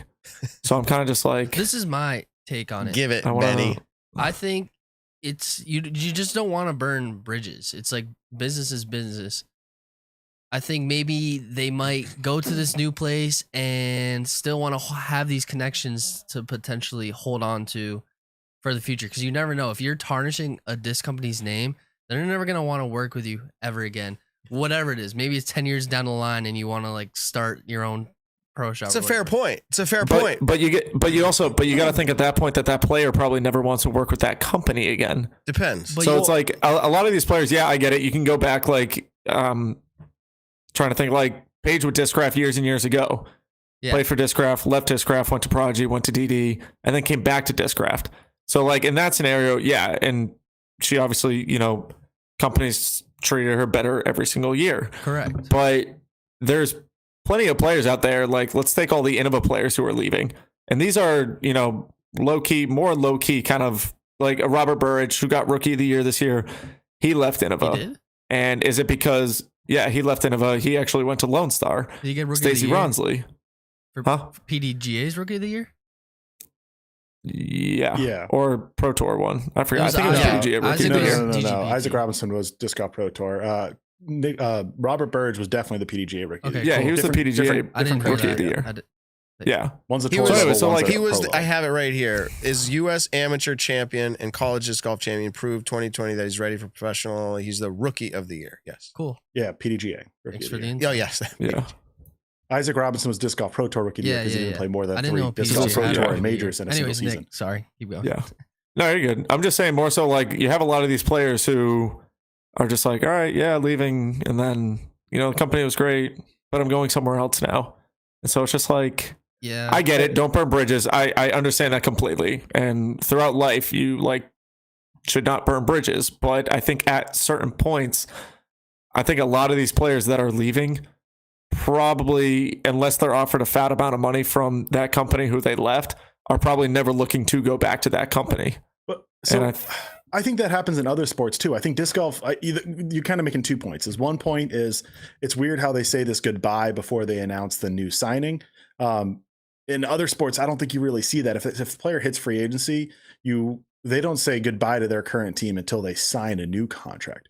But after they sign a new contract, you definitely see players, especially if they've been at a team for multiple years, make some kind of post or statement or write a letter and put it in the newspaper as an ad to thank the team and the fans. Xander Bogaerts literally just did it. He signed an 11-year contract with the San Diego Padres. The Red Sox kind of just did not really try to re-sign him. I mean, they said they did, but they really didn't. And the Padres gave him a huge offer. He pretty much knew once he hit free agency, he was not coming back to the Red Sox, and someone would give him a huge offer. So he takes this new big offer from the Padres, 11 years. That's pretty much his entire career. He's not coming back to the Red Sox, I'm almost positive. But he put out a nice message, and it's like, thank you for an incredible ride, and what a ride it was. It was an honor to wear the Red Sox uniform and play in front of the best and most knowledgeable fans in the sport. He goes on and more, but he's saying these incredibly kind words to the team and the fans, and pretty much saying he said you're the best, but now he's going to play for a different team. So the not wanting to burn bridges thing, I think that's pretty common in other sports. But the gap, I think, is the weird part. I do agree there that it's like hold tight, but hold tight. Yeah, strap in. It's like you're on a roller coaster. So many people do that where it's like, stay tuned for the announcement, and then they announce something, and I'm like, I totally forgot you actually had anything to announce. But if Simon does this or doesn't do it, but if he does this, that would be interesting. It'd be like, okay, he's doing it too. My point is, it's in disc golf. It seems like that's a thing. Now, speaking of Simon Lizotte and people burning bridges, this is my segue. I find it really interesting. Yes, Jordan Castro, Chris Clemens, you're the topic of this segment. To be clear, this is not specifically about you per se, but more the concept of what your names are being attached to. If you actually have information, and I think it would be pretty obvious that you would be in the know for information in the disc golf world. If you actually have information and you go out and you're saying XYZ players going here, or I know this, or I know that. Again, I'm not specifically targeting Jordan Castro or Chris Clemens here. I'm just saying in general in the sport of people moving and having information. You have that conversation behind closed doors, you talk with people, but to actually put it out there that like, I'm putting my name behind the fact that this is going to happen. Now, I haven't seen every post they've done. Does anybody know? Has there been any like really clear, like, hey, I'm going to, like, Simon's going to MVP? Have they like said that? No, it's just like fancy, just like, oh, I know it, but you guys don't know it, so I'm gonna act like I know it to. So they show haven't off. said anything. I think the one that you're referencing is someone guessed and they're pretty much like, nope, try again. And then Okay. I think it was Chris Clemens. I don't want to say who Right. did it. I don't because I don't know. Just the 100% concept remember. though here. Just the But concept. somebody was like, you have the right pieces just in the wrong order. And someone made 3 guesses for 3 different Right. Did he reply to all of them manufacturers. though? But It was something like Page 2, Anthony Barilla, and Simon Lizotte, and they guessed where they were going. Yes. And he's like, no, And- not the right places, but right people or something. Yeah. Yeah. Like you have the right, like it pretty much said, like you had the right people and the right manufacturers to switch up the order was how I took it. Maybe that's not exactly how it was meant to be. So, and I don't again, remember what the guess was anyways. I'm not making this, I don't know. it sounds like I am, but I'm not trying to make this about Jordan or Chris. But if, and now we're going to be like a little bit rhetorical here. Let's say Simon is leaving and they're doing that. What do they have to gain from this? What do they have to do? We were talking about burning bridges. That's why this is coming up in my head. Let's say it actually is going to go to MVP, or pick any other name under the sun that's been listed now at this point. Franklin Discraft, or he doesn't leave. People are saying now with his latest video, he's not leaving. But like, what have you done to like gain good reputation with any company, right? Like, let's say MVP was like, hey, tight-lipped on this stuff. And like, Yeah. I guess my point is like, I don't know what the real benefit is there, but it doesn't seem like it's awesome. Like if I know Paul's going somewhere and I'm like, hey guys, publicly, like get the pieces right, Paul's leaving. Like, what does that look like? Right. I mean, anyways. Well, for some people who are in social, like Jordan Castro is huge on social media in the sense of like he replies to a lot of people, especially on Twitter. He's active on Instagram, active on Facebook, all the different platforms. And so let's say Jordan goes out and says, yeah, you have all the right pieces, but they're not fitting in the puzzle correctly. Now a bunch of people like that tweet. So then now all of a sudden I see that tweet and I'm like, ooh, Jordan's potentially the guy that I can see something get leaked or not I can follow. And so their publicity actually grows a little bit on said platforms because of that, to where it's like, I didn't really leak something, but I kind of hinted at something, but now a bunch of people have followed me because of it. Like there have been times where I tweet something that, could be, leaking a little bit of information for fun, but then all of a sudden I have 15, 20 new followers. And just because I tweeted something about disc golf and now people see that and it just increases that. I think it's go ahead. I think it's just, even for me, even though like I'm the lowest level but I've heard some chatter, and I think it's just like the fact of that dopamine rush that you get when you're like, I know something you don't, and I'm gonna say it so I can feel good about myself, and I want to be a part of this thing, even though I'm not technically not supposed to be. I want to be a part of it because it's this thing, like you said, they want the dopamine hit and they want the attention. So that's what I think, and that's a fair point. If we're being honest, the world of sports, there are sources. Isn't it Schefter who's like the greatest known, I don't know, of all time. Yeah. Like or Woj. Woj. But like if you tweet something, both of them. If you tweet something, people are like, this is probably like really likely going to happen. Okay. So like Tom Brady is retiring. Yes. So I get the concept before of Tom Brady sources. knew he was retiring. Sorry, not to make a joke out of this. No. This is fine. This is supposed to be lighthearted. I'm literally not trying to like lambast anybody. It's more just like the conversation behind the philosophy of leaks and sources. I mean, it's all part of the fun. It is. And we all like it. But like when you think about it, and again, I'll try not to use names here, but people who are actually saying they know something, do you think that they were actually given freedom to say something? Like, no. Or do you think it was like, hey, don't tell anybody? No. Like it's probably that's what it was, right? Yeah. It's probably indirectly. Like, Yeah. I think there's a indirectly. Yeah, but long even if it was chain, too. indirectly, let's say they're 4th, 5th down the line. Do you think the person who told them was like, bro, this is like open information. Tell anybody you want. No, like everybody who tells anybody, and I know this from experience and I apologize, where I'll be like, hey, I know this, but you can't tell anybody. and I'm making fun of Ben here. Ben turns and goes, hey guys, I know this, but you can't tell anybody. Like, Yeah. everybody's just like, you can't tell anybody, but everybody tells everybody. But then they tell their close friends who Exactly. then go on and tell their Yes. close friends So I who don't then think go this on and is tell a disc their golf close issue, friends. but like it's really interesting. Do we like leaks? Do we like sources in disc golf? Part of me says yes. Part of me goes, and it's probably because I'm close to some of these disc golfers in the world. Part of me goes, I don't like the way it feels. So that's just from my perspective. What do you think, Evan?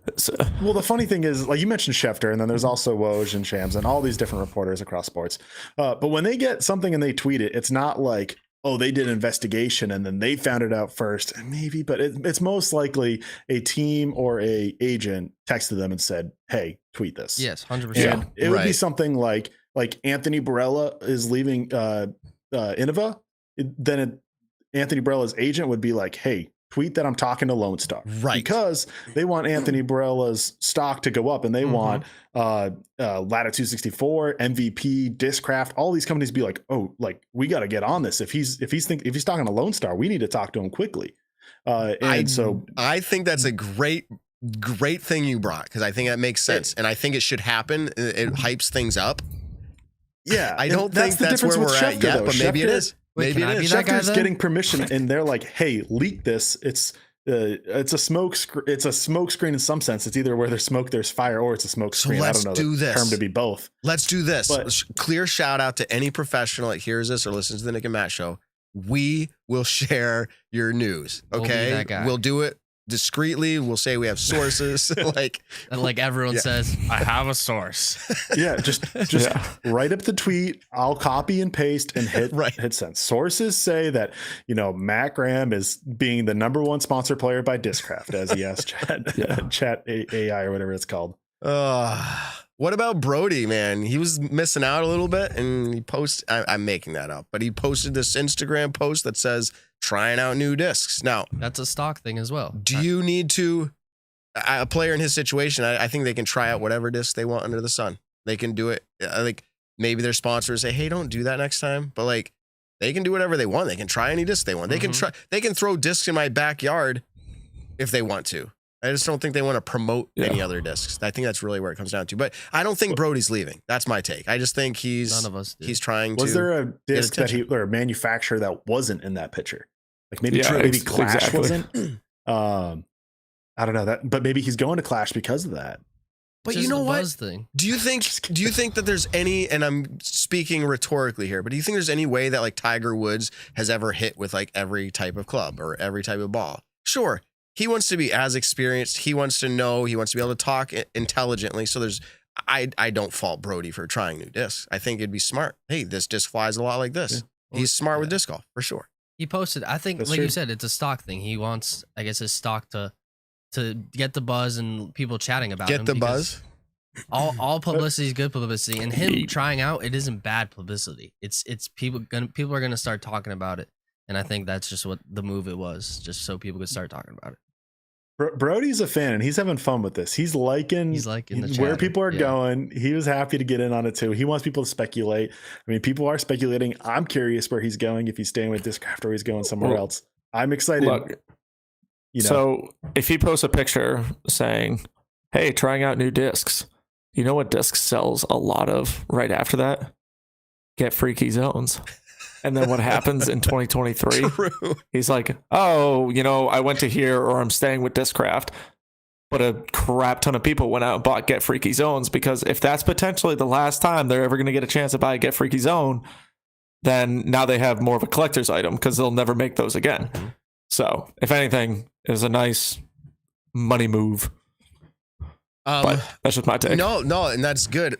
I think I was just thinking in my head again. I'm like, well, if Simon is leaving, as rumors are speculating, should we all just go out and buy Simon Lizotte stuff then? And is Sky that part of the plan here? UC's mastermind plan again. Like he's like, I am the best marketing guy ever.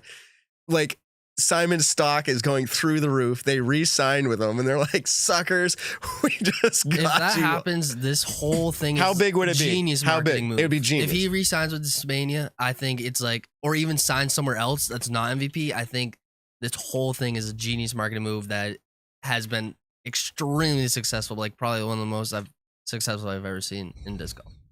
I mean, getting talked about is successful. I mean, all press Yeah. is But I'm good just press, saying, right? what if they pull the wool the over fact their that eyes we're now and talking it's about not Simon, we're MVP? talking about Brody, we're talking about Anthony Barella. That's all good things for all of those players. Wait, And- we're talking about Brody. We're doing what he wanted us to do. I just realized Exactly. that. Yeah. Yeah, we fell Yeah. right into his trap. So, okay, we're going to move on, but I did do this and people may not like it, but I just said, hey, AI, write me a story about Simon Lizotte leaving Discmania to see what it's like. Here we go. We'll move into our next segment after this. Simon Lizotte was one of the most successful and respected professional disc golfers in the world. He had been sponsored by Discmania, a top disc golf manufacturer, for many years and had helped to elevate their brand to new heights. How true this is, guys. This is a good story. But despite his success and his deep love for the sport, Simon had always harbored a nagging sense of restlessness. He yearned for a new challenge and new opportunities to grow as a player. I'm hoping like this is fake or it's real, but thank you, Chat AI. So when a rival disc golf manufacturer offered Simon an opportunity to join their team, he knew that he had to take it. It was a tough decision as he had always been loyal to Discmania and had many fond memories with the company. This is so crazy. But in the end, Simon knew that it was time for a change. He packed his bags, said goodbye to his friends and teammates at Discmania, and set off on a new adventure. It was a difficult transition, as Simon had to adjust to new team and new way of life. But he was excited for the challenge and determined to make the most of his new opportunity. Last paragraph. And as he looked back on his time at Discmania, Simon knew that he had made the right decision. He had given everything he had to the sport he loved, and he was ready for the next chapter of his journey. Ooh, and it says, and he's going to. Imagine that. Yeah, people, Nice. people would be like, my reliable source, and it's really just Chat GPT. They quote the Nick and Matt show. Simon's like, what are you doing? Bro, it's like just making stuff up. All right. Okay. Anyways, moving on. So this has been a good show so far. I do want to quickly touch on something, that we'll move past it because we've already done a full hour or longer on this topic before we closed out. The announcement about transgendered athletes competing at the PDGA was literally announced like 10, 15 minutes right before we were going live. So we didn't have a lot of time to unpack it. We unpacked it live. I think we did an okay job of it. If you ever want to talk to us in person, like we're all open to that. But I did want to touch on a few things because there's some stuff going around about, and I had the same questions, but my understanding now, I've come to a place where I've had conversations with people and I feel like I understand fairly well. The reason why the PDGA is allowing competition for transgendered competition in the, I'm thinking FPO, it's FA, whatever it is, the mixed, okay? They're allowing it in the amateur divisions. My understanding is it's because it would have been illegal for them to remove it from the amateur divisions. So the PDGA, for legal reasons, didn't do it across the board. Because my initial thought was like, wow, just be consistent. Like, just be consistent. Like, if you're doing it here, do it here. Like, it seems weird that you would do that. You'd say, oh, it matters at the highest level. Like, we're going to make this decision here. But when you get down here, like, we don't really care. Like, I didn't like that look. But my understanding is that's not how the decision was made. It was made off of legally we're allowed to make this decision, but not this one. So that's one I think thing. It's depend on Go ahead. region too. I'm not too sure about it, but I don't think it's like a nationwide thing in the US or all of the world. I think it's very much like just Sweden. It would have been illegal to do that, or just California. There's other states, right? Something like that. And, Right. And you can't imagine how much worse it would look to make this policy and have the policy for majors and elite events if they wanted to, but then also say, yeah, in any tier in this state or this country, Right. it would just be way more complicated and even more messy. Right. And I do not have any inside information, but I think we would be totally underplaying our just common sense to say that the PDGA didn't have legal counsel making this decision. I mean, they're a massive organization now. So my understanding is, again, they did that for legal reasons. Whether we agree or don't agree, whatever. Okay. But there's one other thing I think that's going to be interesting for the PDGA. I don't know if we'll ever hear about it, but we would also be lacking common sense to not think that Natalie Ryan and an attorney of some sort is going to file some lawsuit. And the reason why I say that, again, no insider information, but her posts alone saying that, hey, I need the help of raising X amount of dollars so we can do legal things. And that only implies to me, absolutely, that she's taking the PDGA to some sort of court. Again, I'm not legal, like attorney. I don't know what the criteria would be or the standings or the basis, but like it's coming. I don't know if we'll ever hear about it. The PDGA probably doesn't say. I'm sure they've had lots of cases brought against them, whether it was player injury or other discrimination. I'm sure that's the case, but it's something I think that I just wanted to put out there. Legal reasons one way for the PDGA, but also legal stuff probably coming towards them at some point here. So that's all I wanted to say about that. Let's move over to, and I think Evan's going to be able to help on this. I'm interested in Nick's opinion, of course, but the PDGA Player of the Year Awards. Holy smokes, Nick. The PDGA made an announcement. Here's our Player of the Year. And they gave Paige Pierce Player of the Year. They gave Paul Macbeth Player of the Year. People are losing their minds over the Paige Pierce post because they said, is this a joke? Like, is the PDGA a joke? And my take before I hand it over to you guys to unpack it. Player of the Year for the PDGA, I understand it seems to imply who's the best player. Like that's when you hear Player of the Year. But while the award is the best player, quote, it's due to a point system. So here's my thing. We could probably come up with a system that calls me Player of the Year as well. And then we might have to get creative. Like who's talked the most this year about disc golf? Like you get a lot of points for that. Okay, Matt, maybe you get some points. Yeah. Like we could do it. But the point is, if they posted Matt Graham Player of the Year, people would be like, we've never even heard of him.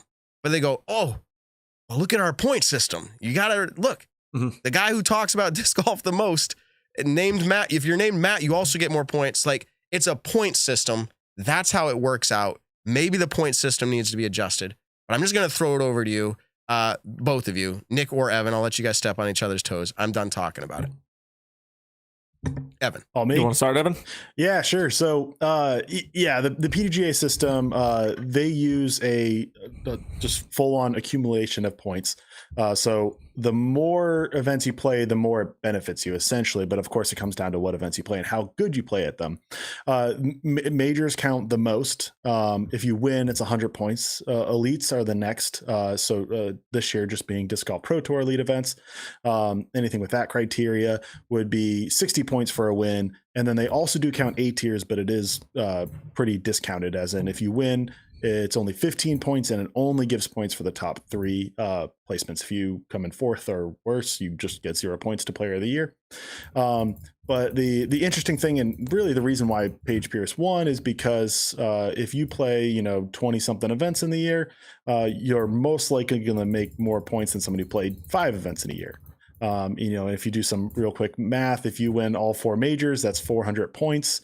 But if you come in 3rd place 10 times at elite events, that's also 400 points. So you're kind of figuring out where it equals out between, if you're winning 4 events and playing 10 events, there's all sorts of kind of different things you can do. But do the points need to be updated? Like what we're basing our criteria off of?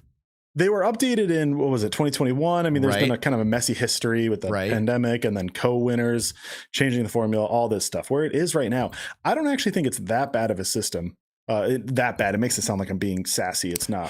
Yeah, right. It's not that bad of a course, but yeah, but I think the full-on accumulation is a little bit tough. But the real reason why Paige Pierce won is because she won 2 majors and Krishna Tatar only won 1. And I do agree that the Best ability is availability. Paige Pierce played all 4 majors. She did well in 2 of them. Did not overly. Which one was the? She won European Open. Worlds and U.S. Women. She was kind of below the pack. So she did very good at 2 majors, won both of them, and then did kind of at the other 2, math for Paige's standards. Kristen Tatar only played 2, and she came in first and came in second. So that right there is 100 points and then 80 points. Paige Pierce already beats her in majors from her 2 wins. Plus, she potentially gets points if she finished like 9th or something. She would get 30 points. So PDGA, I think, should weigh majors higher. I think in that sense, it's a good system. Paige Pierce won more points at majors. I think that's totally valid. The question is, when coming to Elite Series, where does that fall? Paige Pierce can still have, top 10 finishes, come in podium pretty often. She won when Kristen Tatar wasn't here. Like, I think those are all valid. The question is, when you go to the whole season, how much do you weigh that? And if someone has, again, like I came up with a scenario, if you have 10 third place finishes, is that worth 4 major wins? And that's, I don't know. People are going to have their own questions. It obviously looks bad this year, I think, with having Paige Pierce win over Kristen Tatar. But it's the PDGA system that rewards playing big PDGA events, having majors be worth more. Lead. I would prefer you cap it and just say your best 10 or so events. A system with that takes a little bit more calculation, but it's not anything the PDGA can't handle. And if that's a good segue to talk about our player of the year, which, we're not trying to compete with the PDGA. We're not trying to compete with the Disc Golf Pro Tour's player of the year. We just wanted to do it off of our own ranking system, which we talk about field strength all the time. That's how it's built off of. So it doesn't matter what the tier is, doesn't matter what anything is. All it matters is who shows up. So a quick example is Throw Pink. It was the second best event of this year. Let me see if I can pull it up real quick. It was worth 67.58 points. Worlds was 71.26, so it was only a little bit behind Worlds. A lot of elite events are in the 40s and 50s. So Katrina Allen won Throw Pink. That is, winning it is worth almost as much as Kristen Tatar did by winning Worlds. But by the PDGA standard, Kristen Tatar got 100 points for winning Worlds, and Katrina Allen, I would assume XA is going to count same for A tier. Maybe it does, maybe it doesn't. But if it does, it would only be 15 points. So much, much smaller. We're counting them almost the same with the edge going to Worlds. And then on top of that, we're only counting the top 8 events. And we're doing a much more top-heavy system. The going through, let's just go majors because it's easy. If you come in first, it's 100 points. Second is 80. Third is 70. Fourth is 60. Fifth is 50. And then it goes down by 5 after that. For our system, if you come in first, it's 100 points or 100 points to what the strength of field would be. But then it drops down to 60 and then 38, then 27, then 22, and then increments slowly get smaller down. And that's more similar to what the PGA Tour does. And it really incentivizes winning. If you come in second and third at 2 different events, it's not worth the same as winning one event. Because if you add 60 and 38 together, I know there's a lot of numbers I ran through and it's gonna be hard to remember, but second place was 60 points, third place was 38. You add them together and that's 98. That's less than 100. So winning one event is worth more than coming in second and third at 2 other events, assuming that the field strength was the same number. But going to the PDGA points, which is kind of similar to the Disc Golf Pro Tour points, but it's even a little bit less top heavy than the Disc Golf Pro Tour points. If you come in second and third at 2 majors, that's 150 points, 80 plus 70. So, which is 50 points more than winning. Right. So, I mean, obviously Statmando would make a case for yours, and that's not what you're here to do, say one or the other is better. But I think is it good? I don't want to use the word parity. That was way overused, but is it good to have different systems that come out with different things? And do we want the PDGA to continue listing who players of the year are? Or do we just want to let someone like the Disc Golf Pro Tour do that because they're hosting all of the events anyways? Like, it seems a little redundant. The Disc Golf Pro Tour, official tour of the PDGA, but let's let the PDGA come up with players of the year and the Pro Tour come up with the players of the year. That's kind of, I said I wouldn't say anymore. Nick, what do you think? No, I mean, that's kind of a very good point. Having the 2 different awards with one tournament kind of sanctioning or one company sanctioning the events and then the other company running the events. So it's kind of weird how there is 2 different awards for it.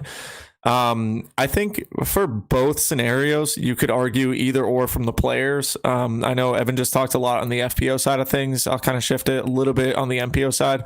Just going to the beautiful statmando.com and their head-to-head matchups. When you click on it, it's actually, you can find the classic matchup of Ricky Wysocki and Paul McBeth, which I think a lot of people, Disc Golf Pro Tour Player of the Year was Ricky Wysocki. PDGA Player of the Year was Paul McBeth. So I think for a lot of people, they were definitely in why didn't Ricky win it for the PDGA side of things? Evan had mentioned it. Majors are weighed heavily, and this season, Paul had a much better major year than Ricky did, winning 3 out of 4 of them, compared to Ricky winning Worlds, 2nd place at European Open, 4th place at the United States Disc Golf Championships, and then Ricky beat him out in Georgia at the Champions Cup. Ricky got 2nd, Paul got 9th. So I think where all those points are really weighed, Paul did excel in those certain areas.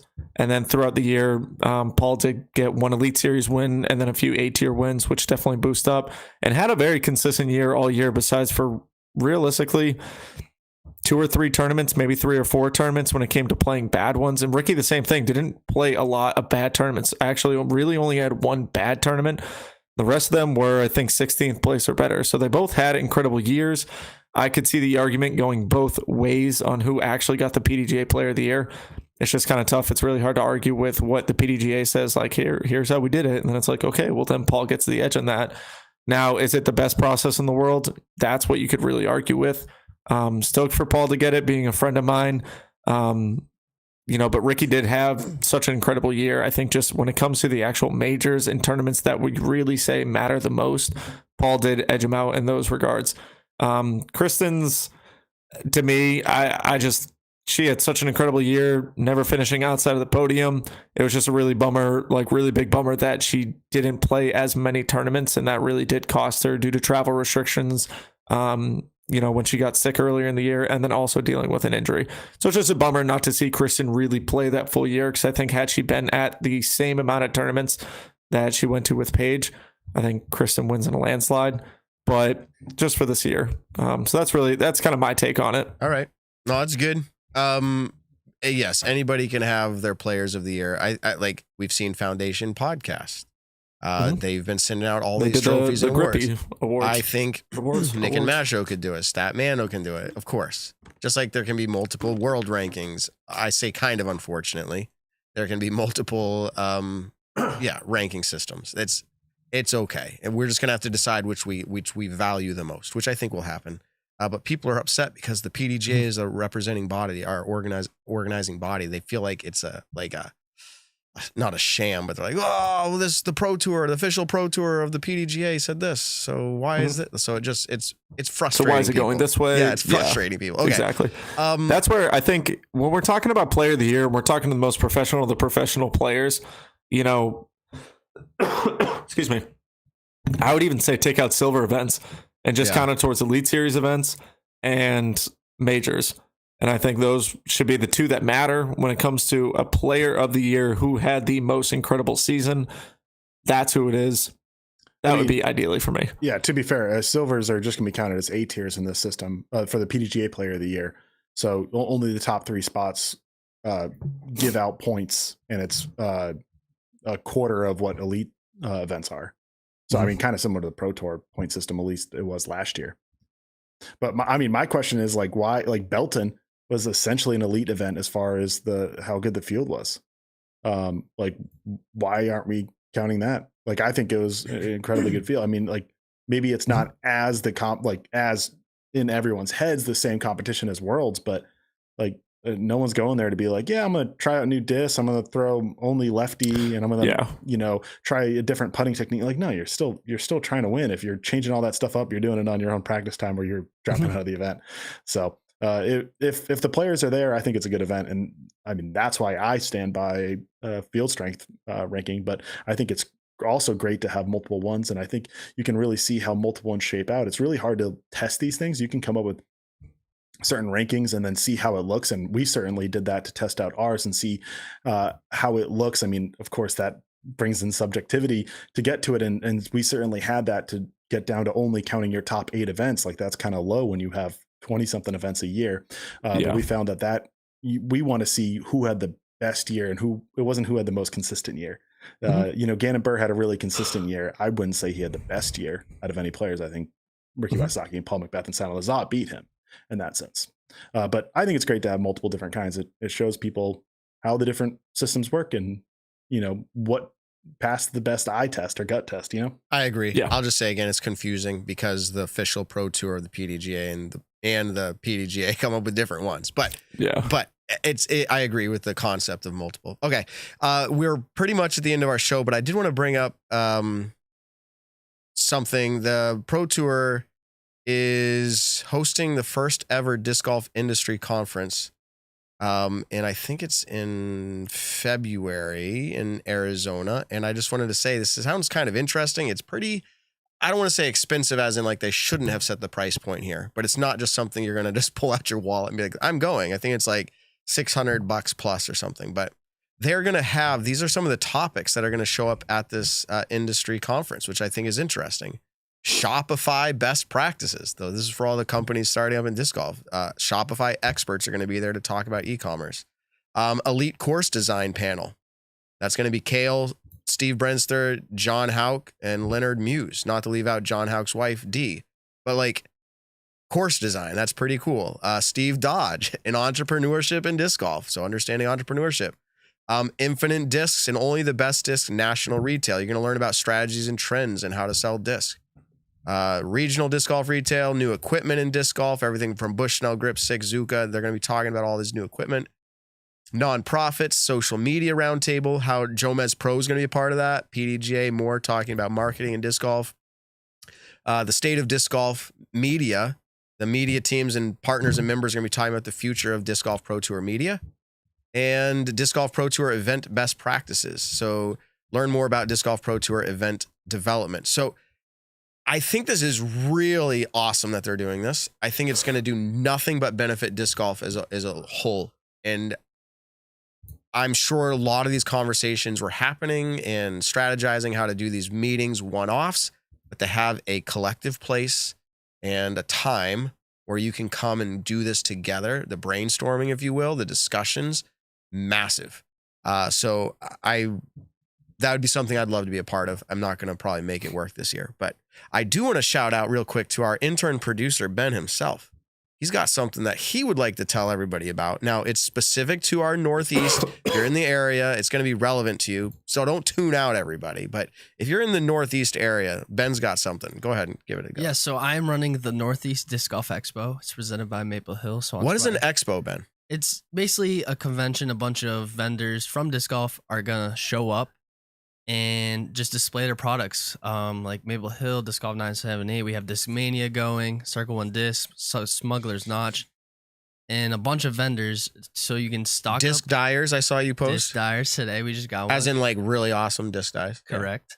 So you can just basically, it's March 18th and 19th in Boxborough, Mass. It's just a place to have an experience to stock up some plastic apparel accessories at special show pricing and to listen to panel members, and it's just going to be a great time. It's basically a disc golf convention. It's the first one on the East Coast, so I'm pretty excited about it, and yeah, I'm the one running it.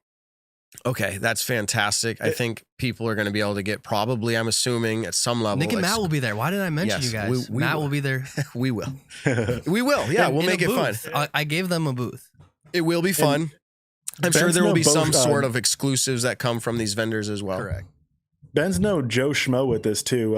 Him and his dad has been doing it even longer. Professional expos in the past. Correct. This is now jumping into the disc golf scene and doing the we've done under our business. So this is the first disc golf expo. Go. So yeah. I want to round out the whole. Thanks for sharing that, by the way. Eagles Vlogs is in the chat. We always shout out notables, and Eagle, you were one of those. We'll just ask Eagle, hey, are you the main only man or the main one of two men, or like what's happening? He just said Simon is my teammate in the chat. Strong armed it too. So with the flexing. Bingo. Eagle also did say before everyone, got all up and being like, oh my God, Eagle's in the chat, which Eagle, as always, thank you for joining in. But Eagle said, whoever wins the DGPT points should be the player of the year. There you go. So I For think he's both. on board with why. Yeah. Like, yeah, exactly. So As in, don't why separate. do we have a PDGA player of the year? Why do we have a Disc Golf Pro Tour player of the year? Right. Evan's over there ready to say something. I'm gonna open up the can of worms of real. Like I think we're gonna talk about this in a different episode. But with Paul McBeth going to the Euro Tour next year, he's missing. I think it's going to be only around 3 elite events. But those 3 events could be the difference between first and second. And I think Paul's made the calculated risk that he will still finish in the top 8, assuming that the Tour Championship will be the same format. I don't think Paul cares if he finishes first in points or 8th in points. He gets the bye to get the best chance at winning the 35,000 or more probably next year. So he can miss those events and hey, he can finish 4th for all he cares. Not that he would care about a player of the year too, but that award I think should be awarded to the best player of the year. Paul McBeth is head and shoulders the best player next year, but he just missed enough events. That's the same thing as what happened with Kristen Tatar and Paige Pierce for the PDGA rookie. The PDGA player of the year, Not rookie of the year. I can tell you that much. Nope. It would be the same situation. And so not that I'm trying to say Eagle, you're wrong. Eagle is a great point. And the Disc Golf Pro Tour player of the year is heavily weighted by your finishing place in the standings. It also takes in media voting. And finishes at majors and Tour Championship. I have a point to make. It seems like every year the PDGA has a different winner than what the DGPT announces. It's because of their point system. Okay, it's not only arbitrary. points. It's not It's like literally okay, I was about to say, no voting. are they trying to? Nope. So, okay, we're going back around the circle, but here's the thing. Again, Eagle joining the chat, great. I would say this, and this is me speculating a little bit. If one way or the other, if Simon ends up leaving, as rumors are swirling around, if he doesn't, this again, greatest marketing, as Ben said, Greatest of all marketing time. of all time. So either way, but if Simon does leave, I have to believe would be a major win for Eagle. Am I wrong? Like, I don't see any downside of it. They're going to be friends. Like, Simon could go stop playing disc golf. They're going to be friends. So like, I don't see any downside to the relationship. That sounds funny. Like their relationship, but I don't see any downsides if that was to be the case. So anyways, congrats Eagle on, he didn't announce anything, did he?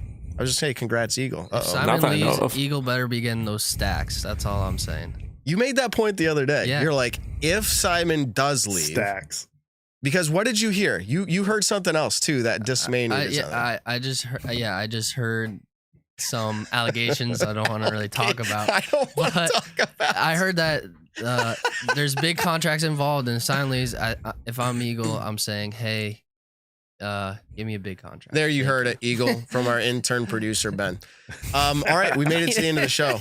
You're welcome, we Eagle. did. Yeah. I'm kidding. I know you're probably thinking that. Or have thought about it. Sorry. Yeah, Put no. words in your mouth. No, Eagle doesn't think about anything. All right, bro. Keep up with the kendamas. I got to try some of those. Good marketing there, Eagle. I'm like, that looks fun. It's like a better fidget spinner. Okay, we've made it to the end of the show. A harder right? fidget No, spinner. What a catchphrase. Yeah, I mean, it's way No, better. isn't that the thing that Gavin Babcock was using all year? Yeah. Do you guys know what I'm talking? It's like you have the ball and you flip it around, you try to get it And the onto cups. the point, and then you do a bunch of different tricks with it. Yep.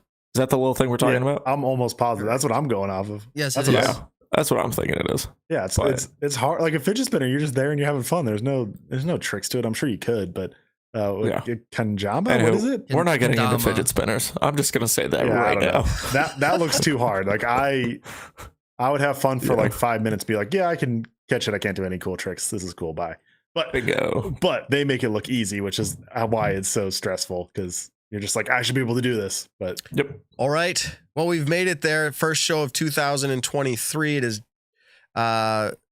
decent start. I want to reiterate, like, I'm friends with Simon. No matter which way these rumors end up unfolding, if it's him leaving or it's him not, and it's the greatest marketing thing of all time, which I'm starting to like that idea. That would be such a UC thing. Excuse me. No matter which way it goes, you better believe we're trying to line him up for an interview. So if the season rolls around and we're like 2 months from now, nothing's happened, we're going to get him in. We'll be like, bro, like, what was that all about? If something does get announced, and we're privy to that information, like we're going to do everything we can to line them up. So we would like to think we can get it. So stick around, stay tuned, subscribe, find our social media. Let's try to make something happen with we can't Whatever make anything happens. happen. I was saying we can't make anything. Like, let's make it happen. Everything's still in the rumor mills right now, but I'm assuming over the next few weeks we're gonna have a lot to talk about with players signing new contracts to new companies. Super stoked for it. Check us out every single Monday night on the Nick and Matt Show YouTube. Check us out on all your favorite podcast platforms. Don't forget to subscribe, leave some comments, hang out in the chat with us on Monday nights. Tell someone you love them this week. We'll catch you in the next one. That's right, everybody. Nick, you're awesome. Evan, you're awesome. Ben, you're awesome. Eagles Vlogs, you're awesome. And everybody else out there, you're awesome. Peace out, everybody. Peace. The Nick and Matt Show, a disc golf podcast designed for you, the disc golfer.